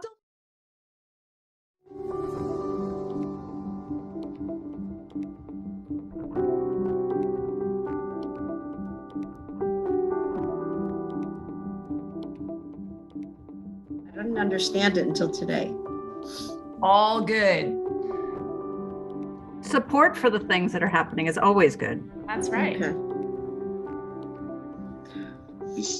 With your generous leave time, Heather, I got over 10,000 steps. So that was very exciting. Longer breaks. Do it for your health, man. I did 2 power walks. I kind of done 10,000 steps in that short amount of time. Well, no, just put me over the top for the day. Over the day. That would have been a very active 15 minutes. Yeah, let me get started. I kind of want to was add harassing 15 me. minutes. Yeah, right. Yeah, I want to watch add was 15 minutes harassing me. already. Yeah, right. Yeah, we should do it more often. Aaron, you've been shortchanging us this whole time. Now we know what it could really be like, Aaron. I know. Although then we're all up till like 11:45 and still 11:30. I do have a complaint. My husband usually makes gourmet meals, put 2 scrambled eggs in front of me. That was not really exciting. Oh, that's a sadness. That's a sadness. But I can't say anything. I need to be appreciative. Except you just did on TV. So Yeah, you know, you just told the whole Just said its city. own community. Yes, we all know how you feel about that. Good. All right, friends, it's straight up 7:30. Let's go ahead and get started. Couple of quick things before we jump in. I put this in the chat, but I'll say it out loud. A couple of you have just asked for a little bit of support in managing your time. So I'll have a timer going here. I'll give you a couple of 2 fingers there when you're at 2 minutes, and then 1 minute. And then as I said in the chat, if you're still talking after 5 minutes, you are going to get my judgy eyes. And some of you have been on the business end of my judgy eyes looking at you, Bob Yates. And so you know that's going to hurt. If you are concerned about not being able to see me and that's troubling for you, you might consider just pinning my video while you're talking to you, and then you'll see me. Otherwise, if it doesn't look like you're processing that, I'll be doing this, and then it'll be really hard not to see me, and it'll be really uncomfortable. Cool. Can you just call it out? I'm going to be reading from a piece of paper. I won't be looking at you. For you, I can. Anybody else want me to be verbal about it? I'm happy to have the verbal prompt, and just wanted to note that Bob Yates at CAC yesterday did commit to just saying ditto. So you're heard not that going to give him any eyes. That's the advantage of going last is like you're all going to have all the good ideas. I'll have nothing to add. But then you can take credit for all of them as if they were yours. I always do. It's a stroke of genius. But I'm on the other side where I have to be original as Benjamin, and it's like I hate going first. But you get to go second after Aaron. Good point. Thanks for go. helping me out, Heather. I appreciate it. I'm here for He you. goes man. second? He goes second? Yeah, Aaron's going to go first, because he's mayor and this is not his first rodeo. And so he will model what we hope will be good behavior, and it'll be really uncomfortable if what he models is not good behavior. And then we'll go alphabetical. Is this his chart? No, this is my chart. Just sit down, Tara. I'm not displaying it to you. Take a breath. All right. So what I have here in front of you is a much more brightly colored version of what I emailed to you, where you all had what sounded to me like some common themes. I grouped those. In the table, they were grouped with a combined line. Here I have them in these handy dandy little boxes. And so mostly just wanted to be able to have this here. First of all, for anyone who might be watching who didn't want to read that whole thing, I can zoom in so we can see the things like this. I can pop up any of those if you need them to be bigger. So just let me know. But part of it was just to give you a visual sense of, first of all, how many ideas you had. Let me just give me a minute here. How many ideas you had. So that's a lot, just little visual impact there. And then again, how many of them sort of overlapped in shared categories. So I'll move around from this as we go. So for example, Aaron, when you talk, if you're going to say something about elections, I will just zoop us into this little box here like that. And then you all can see the things on elections. And if you want me to annotate your stickies, I can. But someone suggested that having a little visual anchor for this conversation might be helpful. Junie, do you have a question or comment? Yes. Do the colors have any meaning at all? Nope. Okay, thank you. Yep. I asked my staff to make it and make sure that all the stickies in one box were the same color. Otherwise it gets real busy. As you can see, that can happen pretty quickly. Yep. Rachel, question, comment? I just wondered, what's the bottom right? The very, very bottom right that has nothing in it is a parking lot in case other super fun and exciting ideas come up that in the course of your discussion. But again, just want to make sure we're tracking. There's already a lot of things. And so, you know, maybe the parking lot will stay a little empty tonight. I take my cues from you, my lovelies. All right. If there's no more questions, I would love to start my handy dandy timer. Aaron, would you like me to give you visual or verbal cues at 2 minutes and 1 minute? Whatever. I'll keep an eye on the clock. Okay, cool. You got yourself covered. Get away. Okay, well, so first of all, let me just say that I'm very excited about all 5 of these ideas, but I did try to pick ones that I thought other folks were less likely to bring up. So some ideas that maybe weren't going to be on 3 or 4 people's list. With that in mind, my first one is a mental health / EMT first responder program. So currently we have a fantastic co-responder program, the CIRT team, that sends mental health and social workers along on calls with the police on certain types of calls that have mental health aspects to them. But a number of other communities have implemented programs like the STAR program in Denver or Cahoots in Eugene, Oregon, where the only responders to some calls are a mental health and EMT team. And what they found is that they get improved community outcomes from those while taking burdens off of our very busy police and fire departments and also saving some money in the long run. So it's a great win-win-win. And I know the city is already looking at least a little bit at this idea. And so my hope is that we can get started on implementing this sooner rather than later. ASAP, in fact. Okay, so there's number 1. I just go straight in, Heather. Just keep on to the next one. Okay, the next one that I bringing up is planning for the Fort Chambers site. This was a site that the Open Space Department purchased a few years ago on East Boulder. It is unique in that it was a staging ground, mustering area for the militias that were then involved in the appalling and horrible Sand Creek Massacre in the 1800s. And so it's a very solemn site for Native American tribes who have a deep personal connection with that. The Open Space Department is already planning on doing a management plan for that site in the next 2 years. I would like for council to have a significant role in that management plan process with an eye towards returning some level of some amount of ownership back to associated tribes who have the connections to that area and involving them permanently in the ownership and management of this site. So looking for that council involvement in that process with that as a desired outcome. Next one is East Boulder Subcommunity Plan implementation. As we heard from Nuria, we are completing the East Boulder Subcommunity Plan in the next few months, which is very exciting. We're looking forward to an adoption on that before too long. And my ask here is just that we dive immediately into implementation of the plan. So we're going to need some zoning changes and land use changes to go along with the implementation of that plan. And I would like to see us jump on that sooner rather than later because we have enormous opportunities for mixed use housing, affordable housing, and a more sustainable mixed use community out there in East Boulder.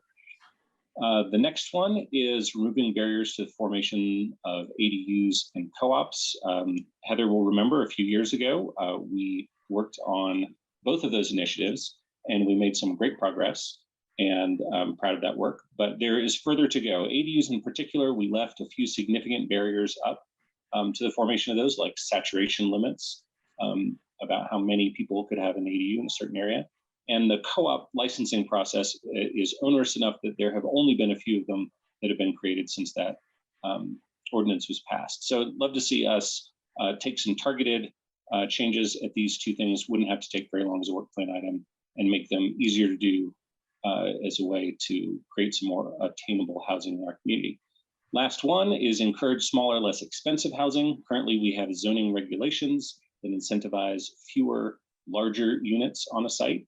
And we have to do things like the special ordinance at Diagonal Plaza to reduce those requirements so that we can get more affordable and attainable housing in developments. So what I would love to see is changing our zoning and code regulations such that the metrics in our code that require fewer units on a site are changed to other forms of or other forms of limiting development, so that we can get incentivize more in smaller units in a lot of cases rather than bigger, larger, fewer of them. And there we go. How did I do? Perfect. 30 seconds left. Well done, sir. Thank you. All right. And so just a quick reminder, Aaron did a great job in his presentation of focusing on what we're trying to accomplish, what the outcome is at the end of the council and staff effort. That's pretty helpful just for staff to understand what are you driving toward. So the more specific you can be, if we're talking, again, ordinance, plans, studies, implementation, other such things, that will help tremendously. All right, we had Aaron. So Matt, you are the lucky duck who gets to go next. Are you ready, sir? Ready to go. I got a timer so I can save your fingers from fantastic. timing. You got it covered. Great.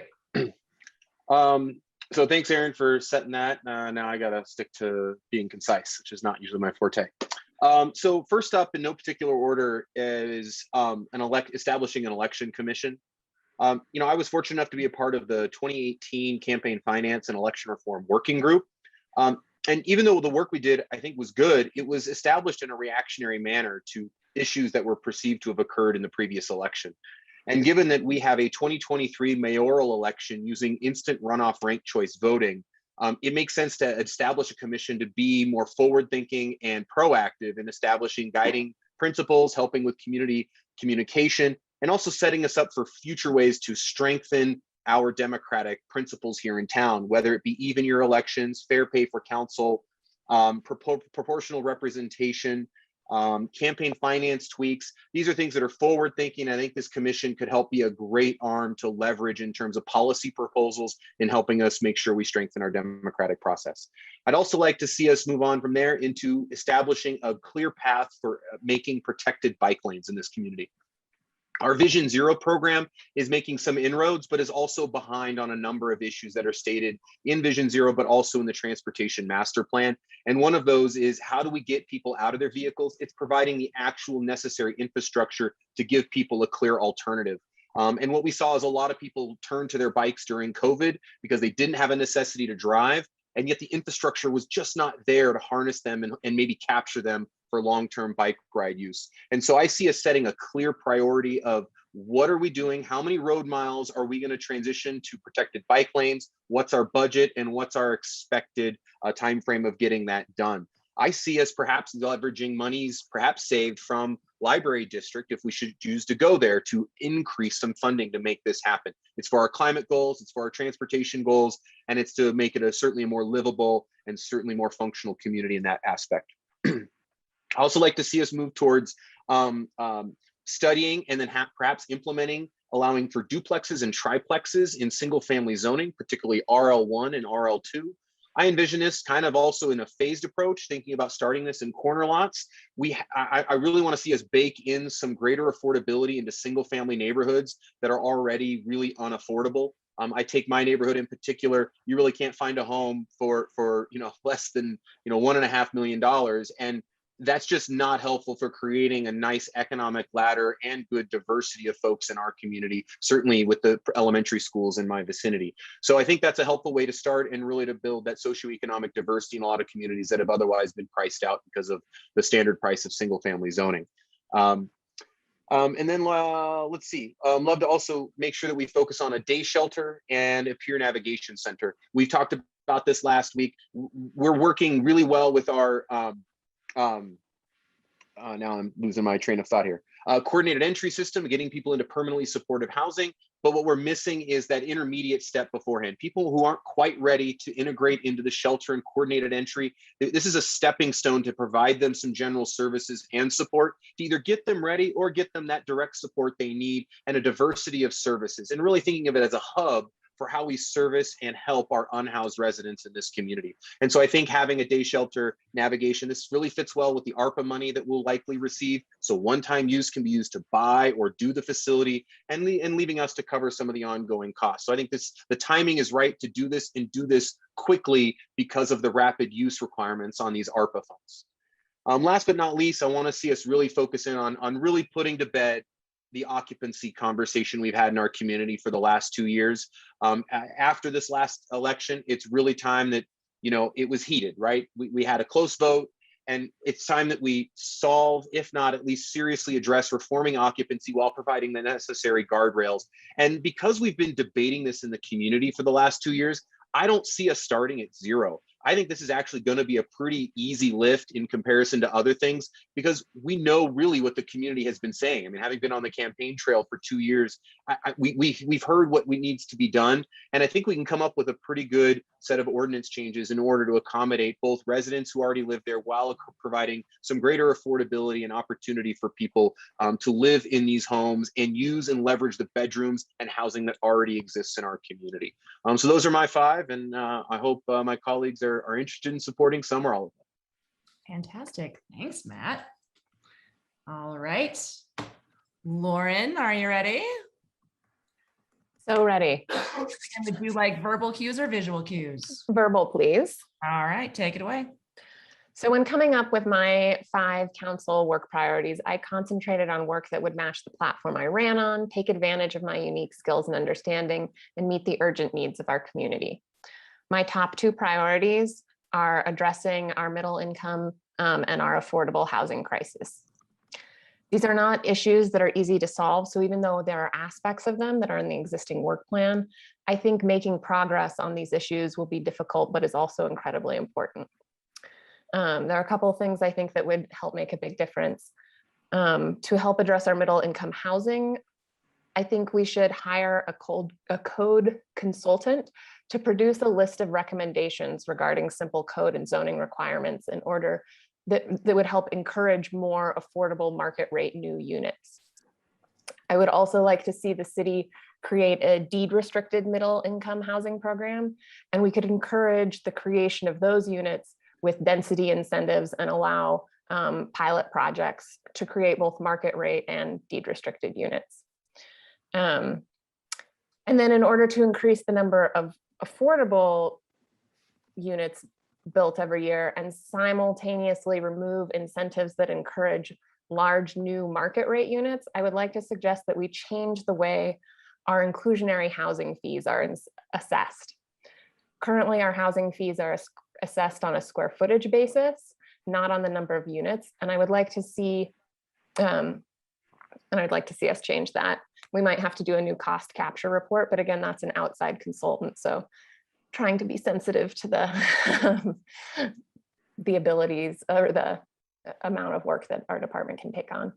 I would also like to see more options to avoid or shorten the expensive and time-consuming discretionary review process and reduce the fees developments where more than half of the units are permanently affordable are assessed. And then for my 3rd priority, I would like to see our city continue to improve the services we provide to those living unhoused in our community. In my mind, an important part of this is collecting more data so we can better assess what is and isn't working. Similar to our Vision Zero plan for transportation, I would like to see us collect data about rates of injury, hospitalization, and death related to exposure and create a plan to implement or expand existing programs to reduce the rates of these things. On the transportation and sustainability side, we all know single occupancy vehicles are a significant source of air pollution. I would like to see the city implement a citywide free bus service to make the transition to mass transit easier. 2 minutes. One of the biggest hurdles to this is creating a revenue source. I'd like to see the city do a feasibility study of a citywide parking permit system to create this dedicated revenue service. This would also allow us to address the conflict that can occur between adding the density needed to make mass transit effective and concerns over parking access. Finally, we need to make it easier for small businesses to get started and make the modifications and adjustments they need to keep up with our changing world. Opening a new business, particularly an atypical or innovative one, is extremely difficult in our strict regulatory environment. To address this issue, I think we should consolidate and simplify our use tables to allow for more flexibility. We should make meeting the comp plan goals a criterion for allowing zoning modifications, and we should have a simplified use review process for small projects that present low risk to the community. These are my 5 priorities, and I was happy to see that many of my top priorities are reflected in other members' lists, along with a number of other unique items.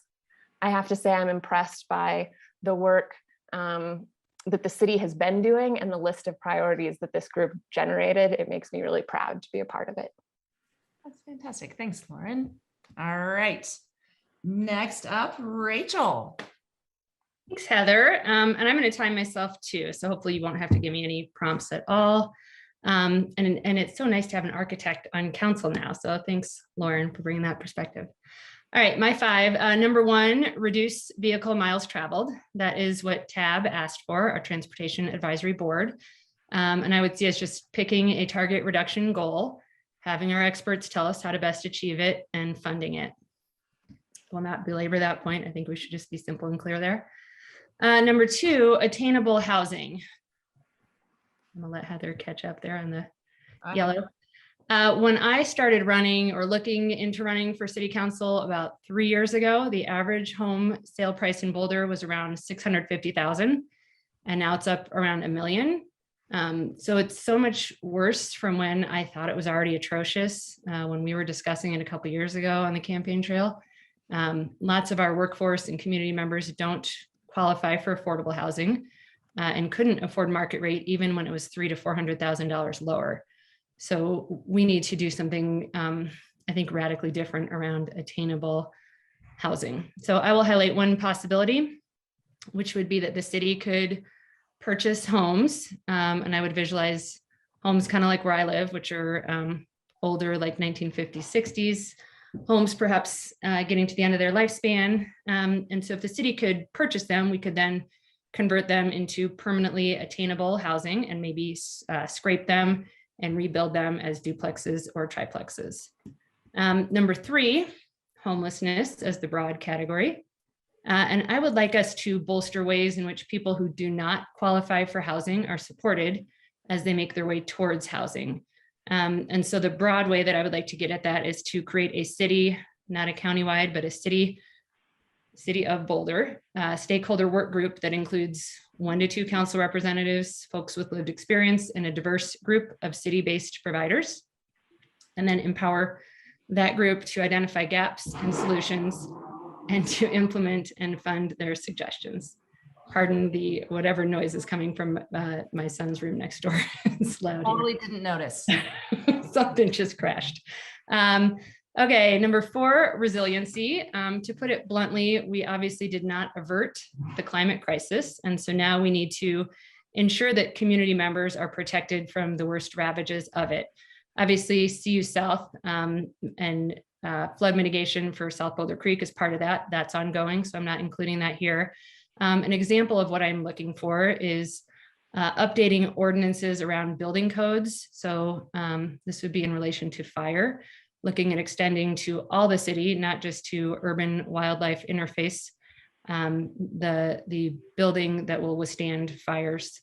So as an example, there are some houses that survived in Superior and Louisville, even though all the houses around them burnt. And that was because they sort of had similar exterior materials. And I think that we should be looking at things like that.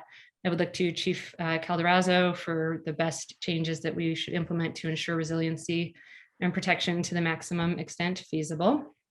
And then also as part of that, I would want to make sure that we have shored up our early warning systems for fires and floods. Last but not least, number 5, COVID. I think that we should be looking for firming up some city responses ongoing to COVID, and also deciding whether to lock in some of the silver linings that we have sort of derived from COVID.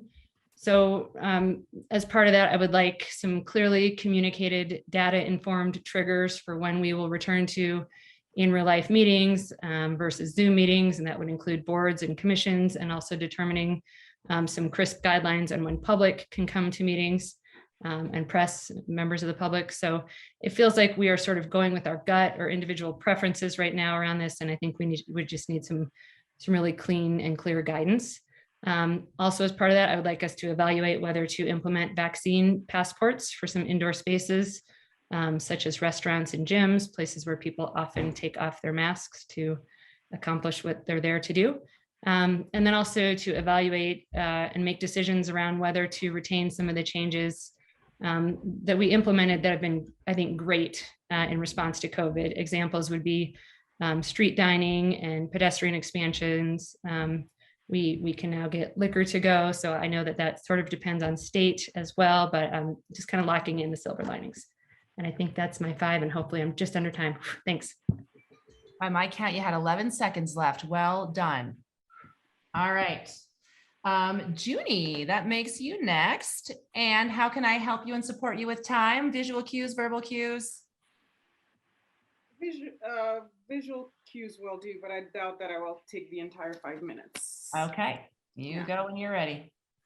Thank you. I have 5 priorities, and they're not in specific orders, and some have already been mentioned by some of my fellow council members.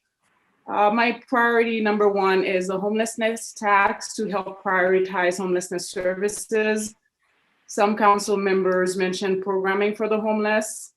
The money has to come from somewhere. So it would be, to me, if prioritizing homelessness services is really something that we want to do, I think having some type of a tax would be important to do.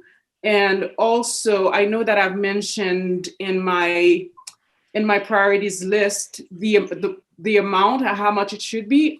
Actually, I think that could be left to either staff, or also, I think Rachel just mentioned a subcommittee. Maybe that could also be something that the subcommittee take on as well, because I think we also do have a mill levy that has, a cap. So I don't want to, just bring this forward without considering that. So maybe staff looking into this, and also that subcommittee mentioned by Rachel, that could be a possibility as well. My priority number 2 is an election commission. And I think Matt Benjamin already mentioned the same thing. I think part of my thought process as well is to help bring the community together and get broader support on various issues. So there's processes, but there's also the opportunity for people to engage in a process that is much cleaner, much friendlier, and much more inclusive. And environmental sustainability is my 3rd priority.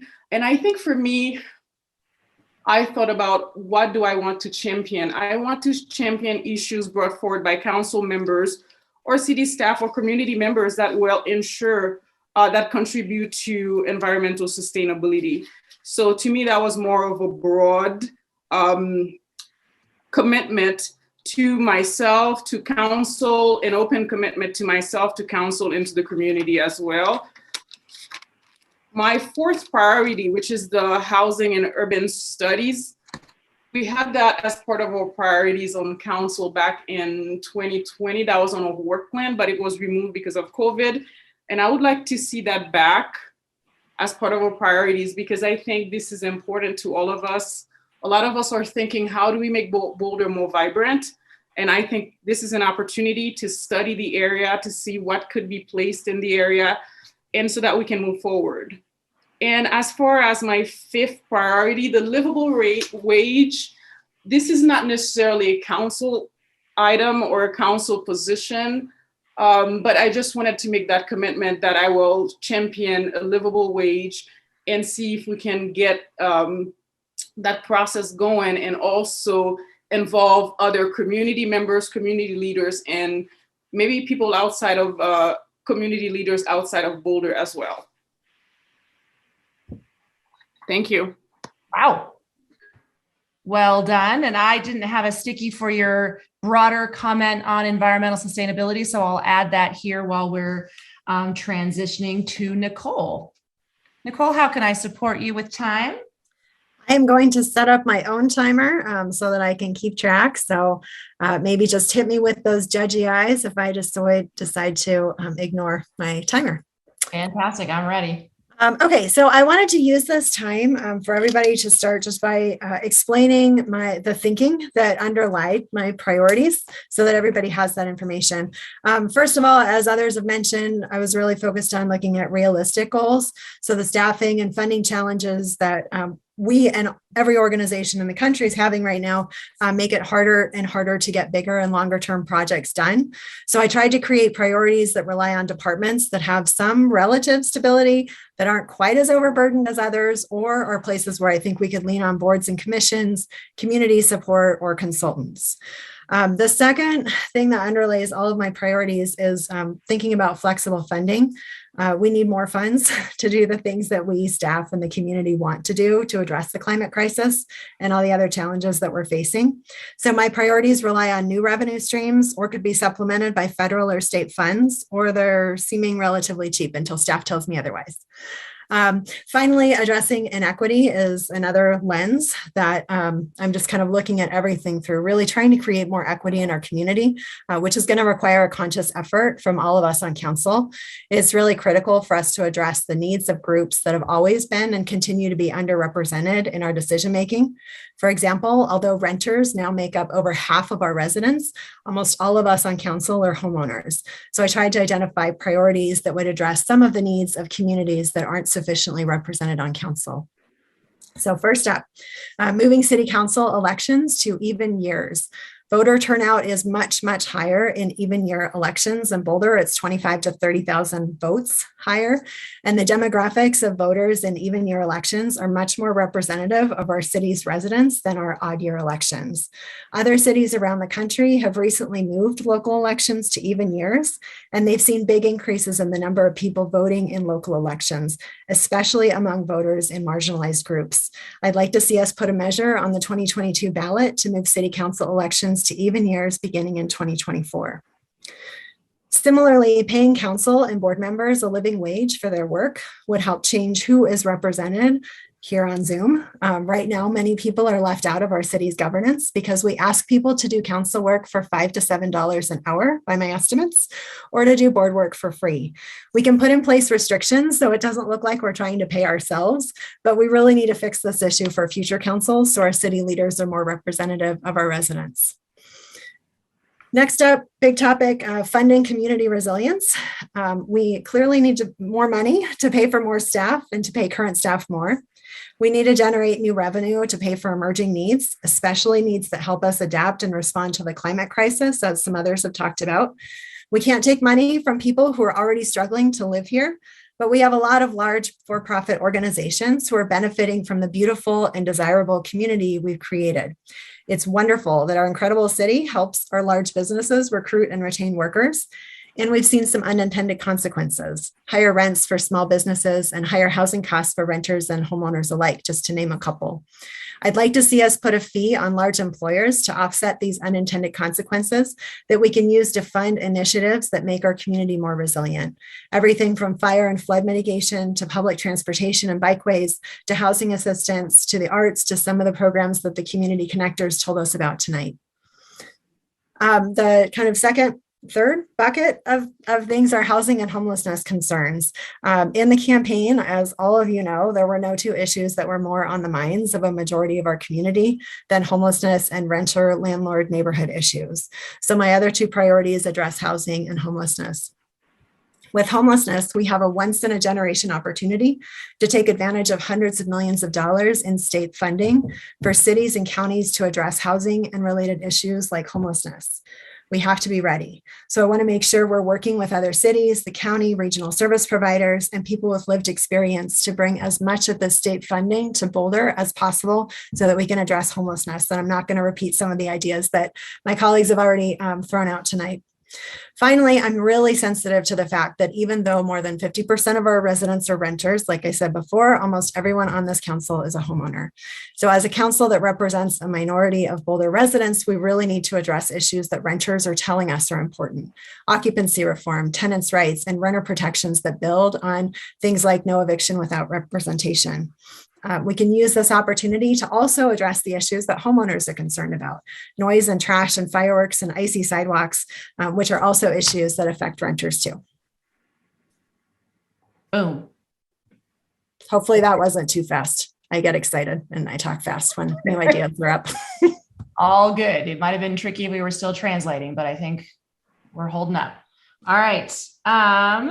Mark, that makes you next. How can I support you on your time management? Mark, you're still muted. Mark, muted. Now I'm unmuted. You can just wave at me or scream. I've got a phone to do it. Okay. Okay.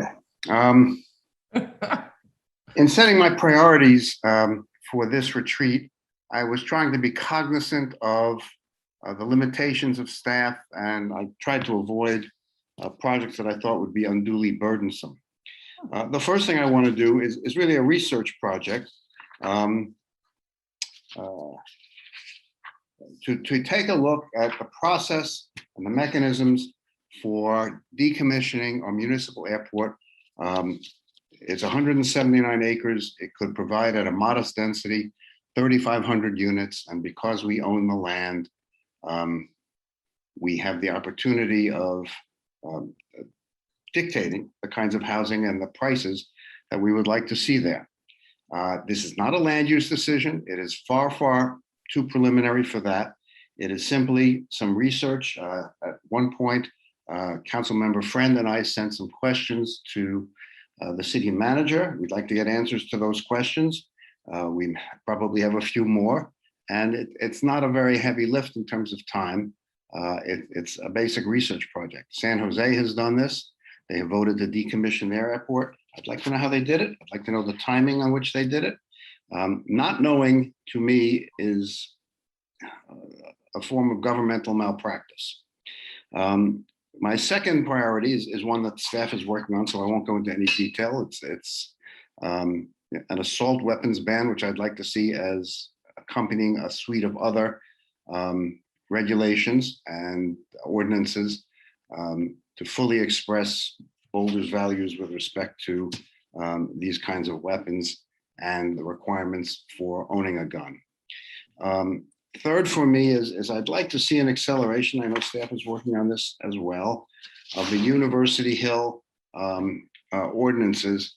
This has been going on for decades. It's really high time that we get a few ordinances in front of us that we can look at to abate nuisance conditions. I know our city manager is an expert in this field. I would like to leverage that expertise and get this cranked up sooner rather than later.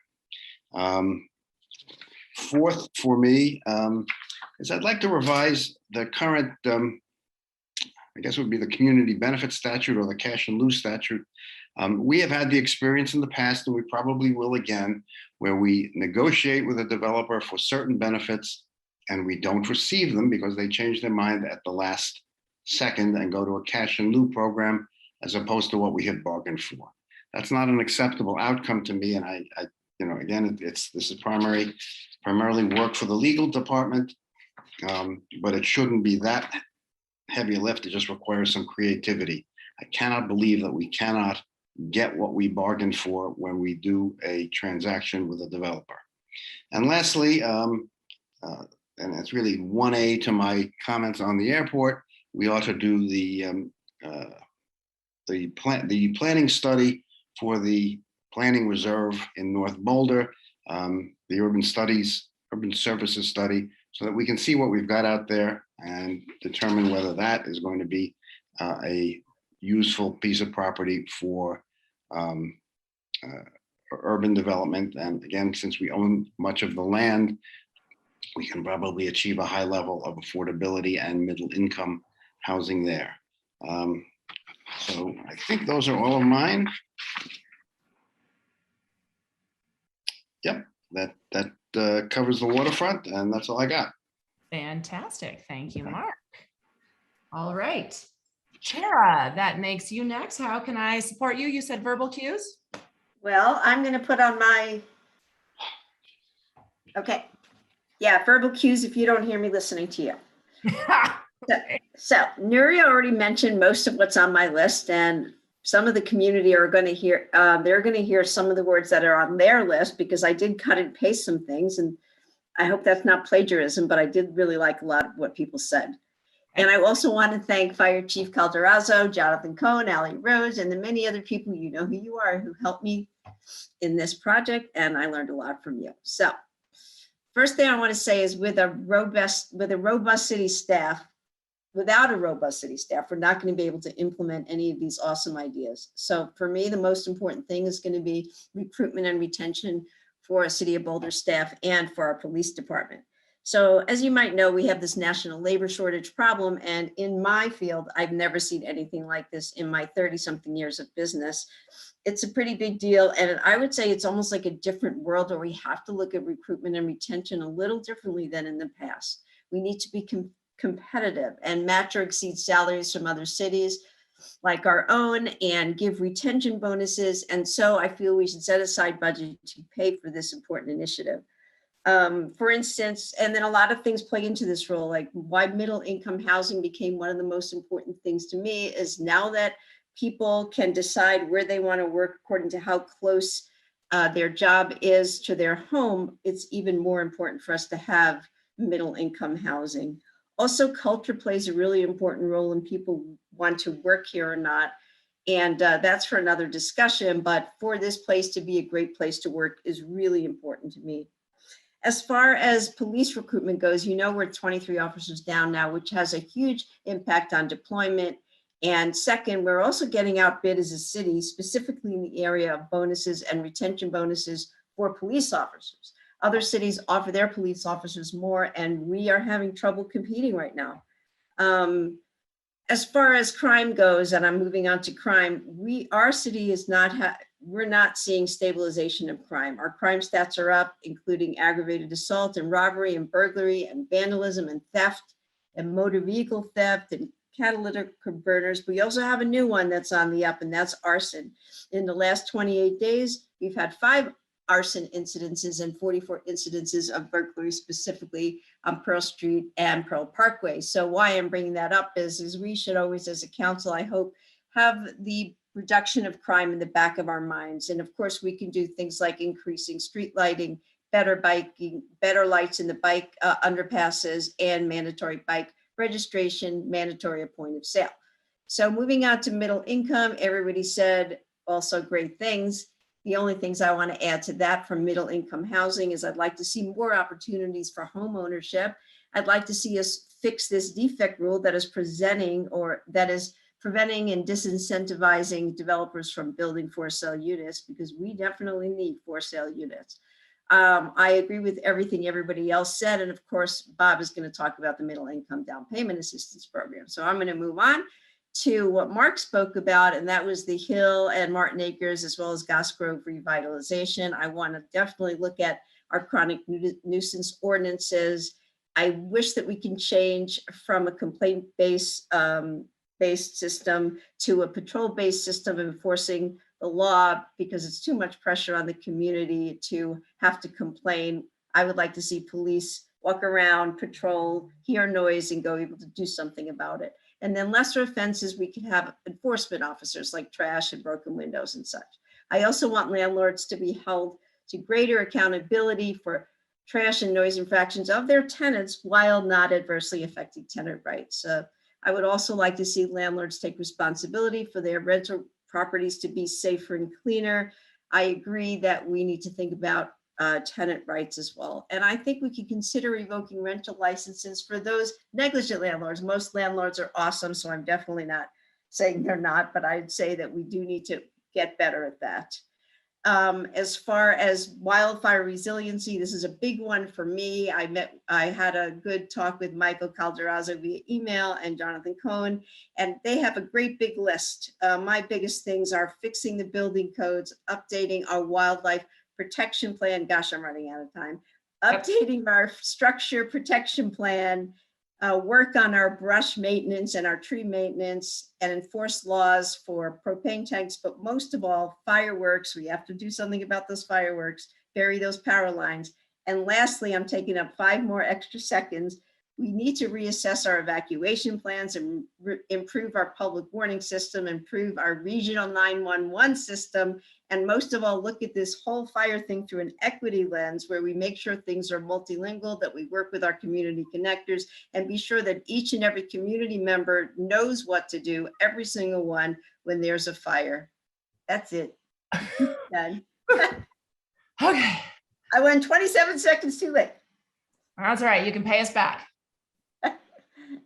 Don't think we're not coming for you though. All right. Bob Yates, last but not least, you're gonna manage your own time. Can I help you? What do you need? Heather, you learned long ago that your judgy eyes have no impact on me whatsoever. I know, it's really distressing. I don't like it. If I hit 5 minutes, just cut off my mic. Okay. Oh, I like it. I'm on it. Okay, here we go.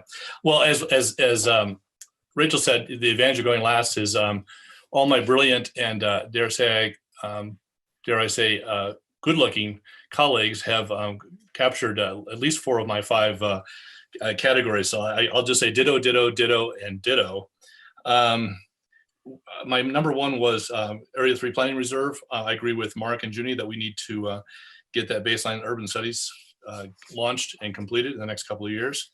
My number 2 was affordable housing, specifically launching the middle income down payment assistance program, which we crafted a couple of years ago and which the voters overwhelmingly approved in 2019, but which was set aside for COVID.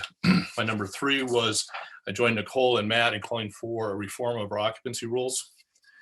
My number 4 was, and I joined Nicole and Tara in at least recognizing the fact that we have a challenge with respect to retention and recruitment of staff.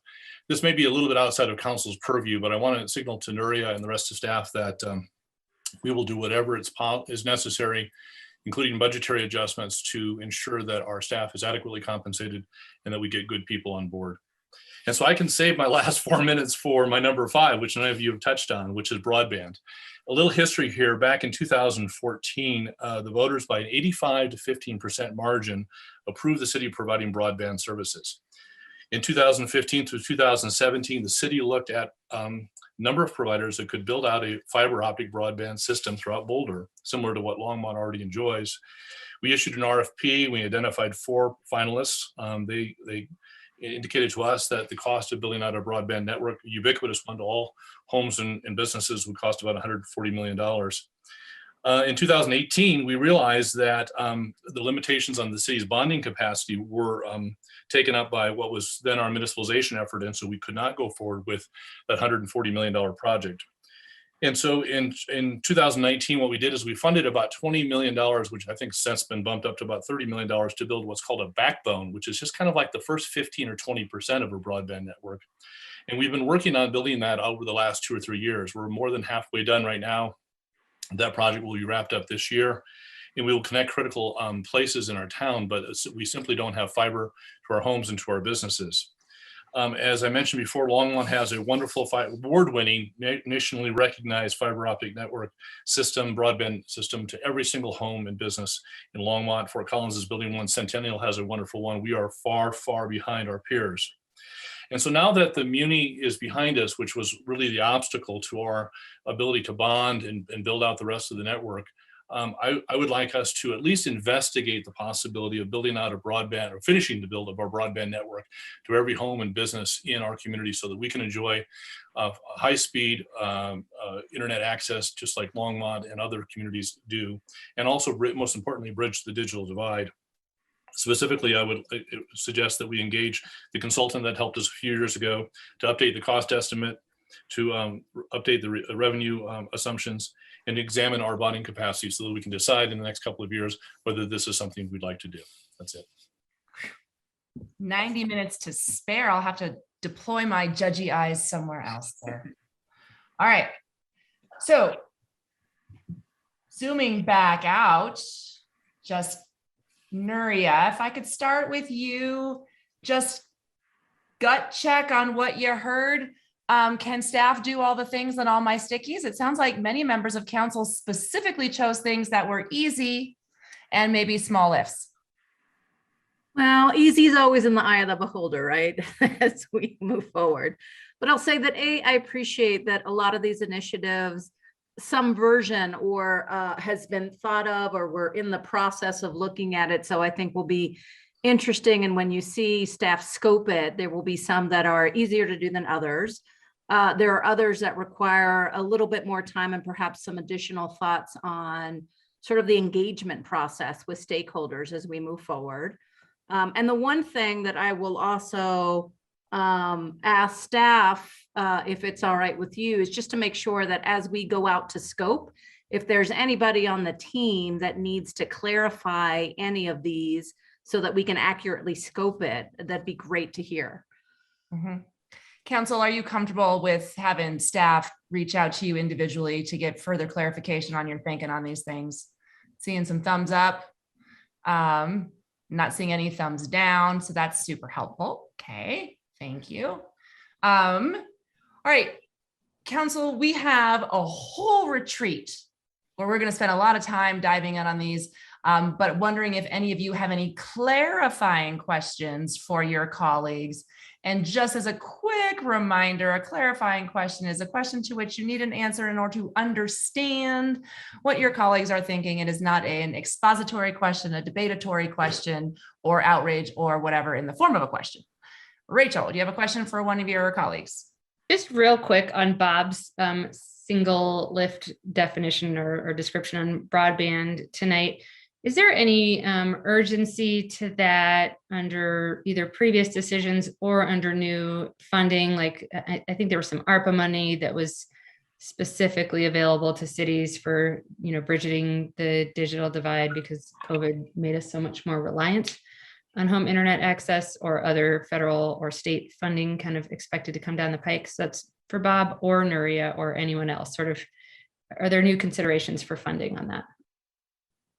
I'm going to defer to staff on that. I believe there's both ARPA money available and also potentially some infrastructure money available.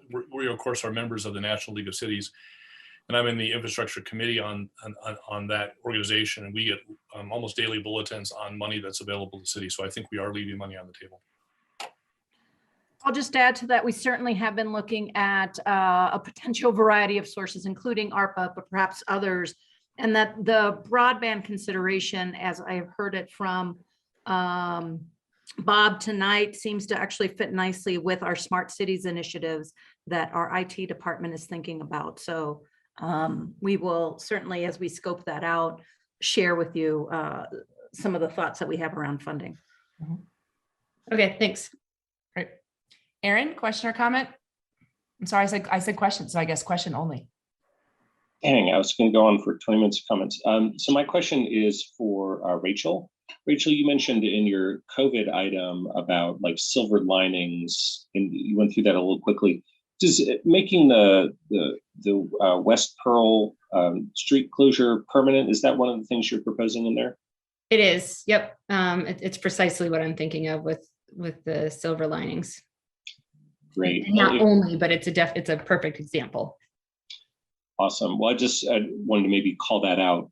So you had a lot of great stuff in there, but hopefully that specific one is one that we can visit in detail in our continuing discussion next years. Thanks, Aaron. Bob, you had a question? I did, but I'm going to make a comment first, just to pile on with Aaron and supporting Rachel's suggestion around West Pearl. I want to remind us that part of the ballot measure that was just passed in November overwhelmingly with regard to community culture, resilience, and safety tax included $4 million to be allocated towards Pearl Street. So it seems to me that if we do something on West Pearl, we do have the funding for that. My question is actually directed to Junie. Junie, I was intrigued by your proposed tax to support homelessness services. I wanted to make sure I understood the amount of the tax. I think you said 25 cents per $10. So this would be a 0.25% sales tax increase. Is that right, Junie? Thank you, Bob, for this question. I had the opportunity to speak with some of my council members about that as well. And actually, my conclusion is actually to leave it, as I mentioned to you earlier, to leave that to staff and maybe the subcommittee that Rachel is considering to actually work on that, even us from the Financial Strategy Committee as well, to look into what would that look like and what would be a better proposal as far as the percentage. Great, thank you, Junie. And of course, we would certainly want staff to let us know what incremental funding that they might need so that we can kind of back into whatever incremental tax might be. Thank you, Junie. You're welcome, Bob. Thanks, Bob. Any other clarifying questions? Nicole, go ahead.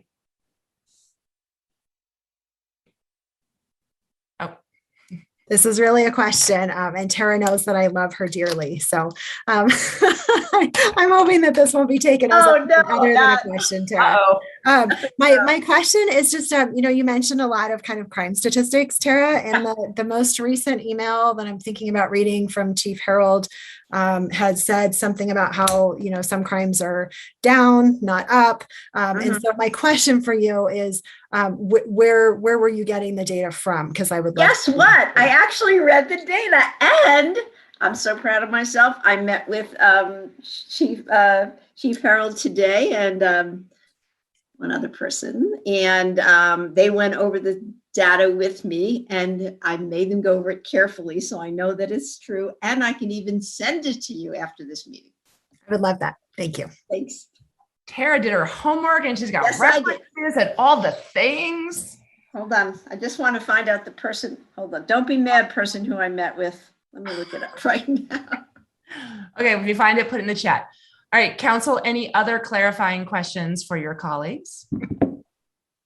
Okay. Nuria, do you have any clarifying questions for Council at this time based on what you've heard so far? I actually do not, and I appreciate the clarity of council initiatives as they move forward. There may be staff that want to just reach back to council and ask some clarifying questions, but it seems fairly straightforward. The question now will be, how do we prioritize? Okay. So as you've mentioned a couple of times, the next step for staff on these items is to do some scoping. Can you just manage our expectations a little bit? What kind of information can we expect to come back from staff when we talk about scoping? What does that mean? Yeah. Well, I'll invite Chris too to see if he has some additional information based on the last councils, but my experience is generally sort of an understanding of what could be accomplished in the next, in this term, with some estimations on when we could possibly get started, what staff resources that would take, what kind of lift that would envision as we move forward, and when we could potentially get started on that work, given each department is so different on where their current staffing constraints and workload is. So I imagine that will come forward as we see it, and hopefully that will help inform at the retreat whether that is then a priority that is lifted up or perhaps placed in a parking lot later on, or a discussion to have with trade-offs with existing work, that if this is such a heavy lift, then we may have to then stop doing something or not do something or shift doing something. Chris, am I right in that expectation that staff has had about that scoping?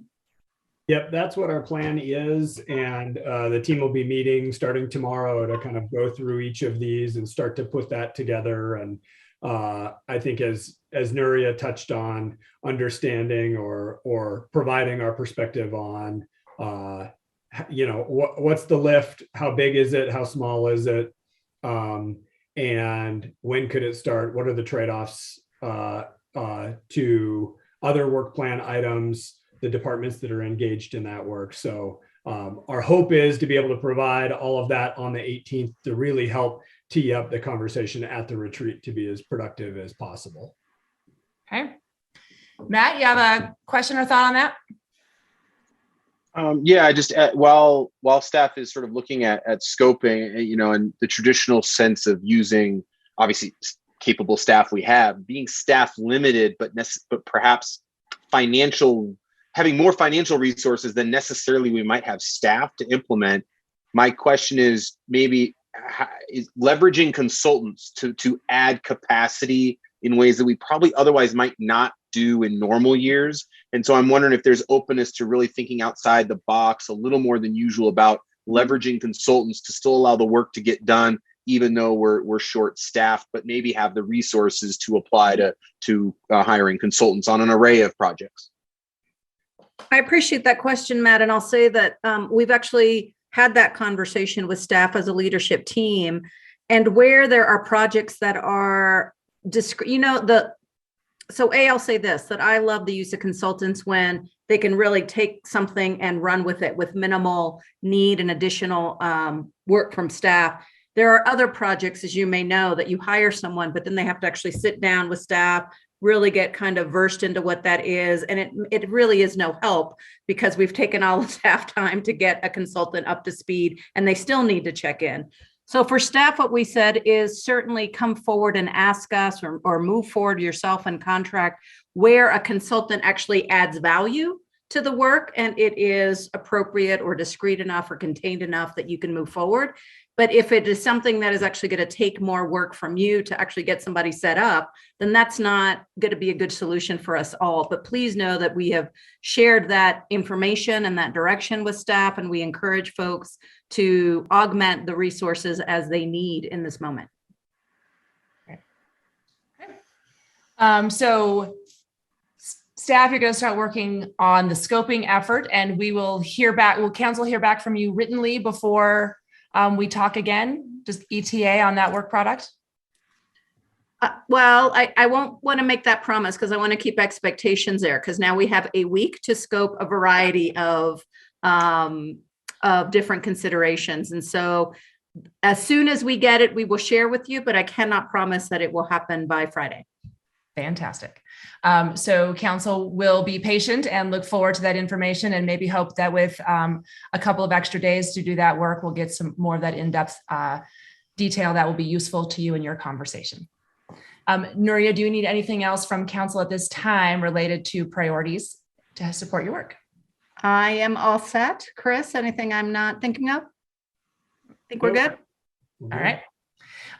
Before we move on to our last little agenda item, I want to make sure that everyone saw that Tara again did her homework and did give a shout out to Daniel Reinhardt in the chat for being the other person who visited with her.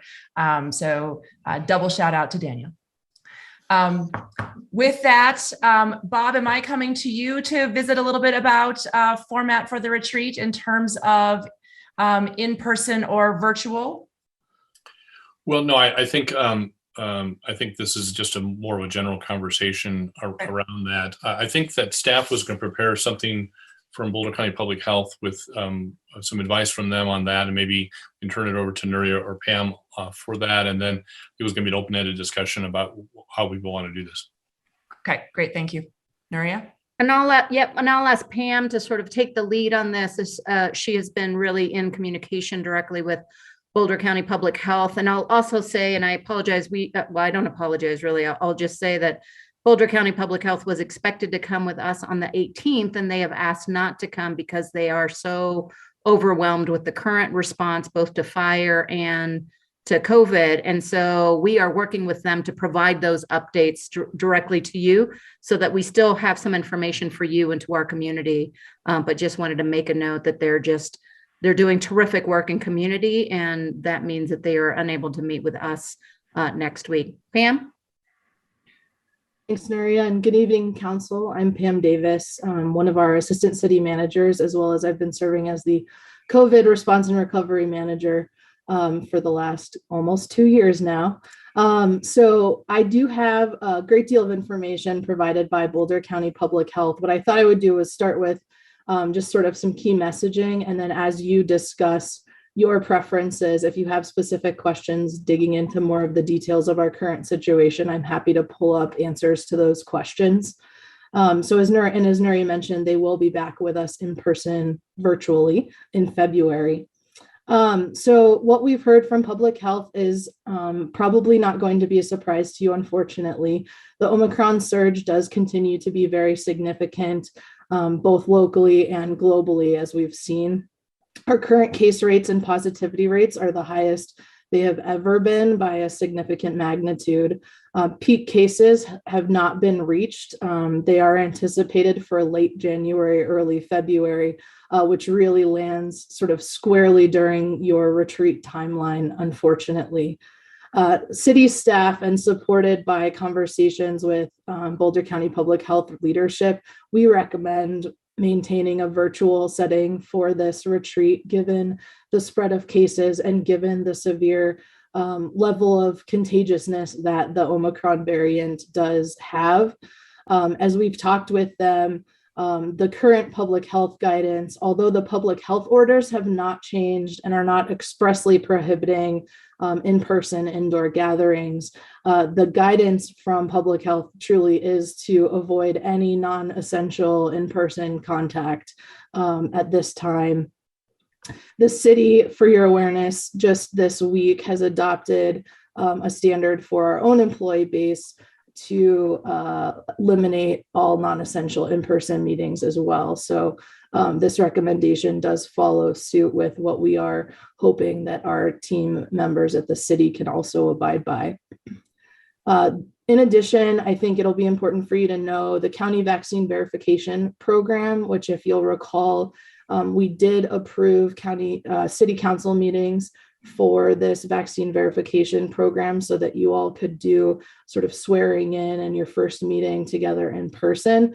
While that still is in place, they are now recommending that even those who have been approved for vaccine verification still continue to wear masks indoors. So the strong recommendation would be, if you were to choose to move indoors, that you would keep your masks on even while talking, which I know in past conversations with council really kind of limits some of the attractiveness of doing it in person. In addition, we may hear in the next couple of weeks that boosters are a requirement to remain in the vaccine verified program. If that were to be the case, we would have to quickly ensure that all participants within the council retreat setting would be boosted. So finally, that, again, some high level key messaging. If you're interested in me trying to pull up some numbers or details that we received in a slide deck today from BCPH, I'm happy to. Otherwise, I think generally speaking, the message is at this time, anything that can be virtual should remain virtual for everyone's safety. Thank you. Thanks, Pam. So, council, we have a recommendation from staff. It sounds like following up on county recommendations and guidance. Would love to hear your thoughts and preferences. Matt, please go ahead. I mean, I think this is a pretty much no-brainer to stay virtual. It would just seem crazy, for lack of better words, to try to go in person when we're experiencing the worst surge of COVID we've yet to experience. So I think we can hopefully keep this rather short and just say, let's just go virtual. I don't think we need much more information than's already present in the public eye, and move on to another subject and just know we're going virtual. Thanks, Matt. Aaron? Yeah, Heather, can we just say, does anyone object to it being virtual? I was going to say, I saw several thumbs up. Anyone want to make the case for in-person? All right, Mark, did you want to add anything? Nope, you're good. Great. So sounds like, council, we will see each other here in the Brady Bunch zone for our remaining retreat time, acknowledging that, of course, it's no one's preference for how to spend our time together, but safety first. And Heather, if I may just add one final piece, which is, given this direction to remain virtual, which we thank you for, we do have experience with a virtual retreat. We did experience that last year. And behind the scenes, we as staff have talked about a couple ways to make you feel a little more connected, even in a virtual setting. So we'll follow up with some information about how, since you'll be up late together on Zoom on a Friday night and up early together again the following Saturday morning, how the city might make your experience a little bit more worthwhile. So I know that sounds mysterious, but we'll follow up with some information regarding how we can share a meal virtually and some things like that. Thank you. The mystery is what makes it exciting. Nicole? Thanks. Yeah, this is just echoing a similar conversation I had with my work this evening. One of the things I'm wondering about is, do we have contingency plans, given that we are going to be hitting peak right around the time we're having our retreat? Some of us have kids, some of us, are kind of working in person. Like there are varying degrees of ways we can try to protect ourselves. And I imagine the same is true for staff. So I'm not asking for us to have this discussion right now. I'm just kind of posing it maybe for Bob, Rachel, Heather, Nuria, just what's sort of our, do we have alternates in place to pick up if people get sick and really aren't able to join in? For I think probably all of us on council would load up as much as we can with Fed, whatever it is we need to get through. But I'm thinking about staff, and if kids are getting sick, just there's all kinds of things that could potentially go awry. Bob, Rachel, we did not discuss that. Do you have any thoughts you want to share, Rachel? Well, as a person who had COVID at our last retreat and went directly from the end of the Saturday retreat session to the hospital, I would say this is not an implausible thing, Nicole. I think we should probably all check in maybe a day or two before the retreat, see how people are feeling. And if we're all healthy, God willing, we'll go forward. And if one or two people can't join, then we can have a discussion about reconvening. What do you all think about that, Rachel?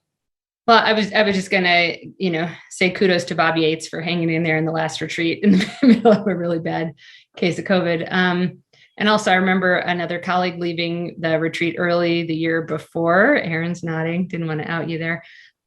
So I think that that's probably the benefit of being on Zoom, is that we can still be here even if we're feeling a little crummy. So hopefully it can work out that way. But I think that's something that does arise. And I would think like if something really serious changes, but fingers crossed that we're all going to be safe in 10 days. And yeah, I would agree with Bob too. Keep us posted. I would argue last year we did not get the best of Bob Yates and his wisdom for the council retreat on account of it looked like honestly 98% dead. So thanks for rallying, but it's, I think, also the case for if a bunch of you are sick, maybe we make some other choices. Junie? Thank you, Heather. First, I thought Nicole was referring to a substitute council member, so at first I wasn't sure. So I was gonna say, I don't think I come in a substitute, but I am gonna be late at this coming retreat meeting. So I will do my best to be on time, but I just wanted to give everybody a heads up that I'm likely to be late. Do you mean next Tuesday, or you mean at the actual retreat on Friday? On Friday. Great, thank you. All right, so Pam, sounds like we have a plan, and I guess my question would be to the retreat committee. Do we want to circle up again and talk about anything in light of this decision? I think we anticipated this decision. Aaron had previewed it for us at a council agenda committee meeting yesterday morning. I think we're all disappointed that we can't meet in person. I think we need to follow the recommendation of staff and Boulder County Public Health. We'll all be together next Tuesday, and that'll be a kind of a final check-in for all of council, both on how people are feeling, but also on whether we need to make any adjustments to our protocol for the retreat, which will just follow 3 days later. Okay. Nuria, you came off mute. Did you want to add something there? Oh, only just to respond briefly to the question about staff. And I'll say that while we have talked a lot about the constraints staff has recently, I'll also say that staff is phenomenal, and we are many bench deep into what we do. So if unfortunately we find ourselves with someone who is sick or can't make it, there are other folks in line who can certainly pick up that slack, or we can get back to you. But we have great staff and great folks that really go deep into the organization and always want to lift them up. Excellent. Thanks, Nuria. All right, Council, I think we've done our retreat-related work for the evening. Erin, I'm not sure, do you all have additional work to do into the wee hours, or do you actually get to go home early? And by go home, I mean stand up. This is the first half of a 7-hour meeting. So if we can begin the second half now, Nuria. No, I believe we're done. Only after a 15-minute break and walk. Fantastic. Then, Erin, I hand the meeting back to you to do whatever pleasantries and important things you need to do to officially end the council meeting. Okay. Well, thanks as always, Heather, for leading us through a fantastic and productive meeting. And no gaveling because it's a study session. So we'll just say good night, everybody. Take care, and we'll see you again soon. Good night, everyone. Stay safe. All right. Thank you, Heather. Thank you.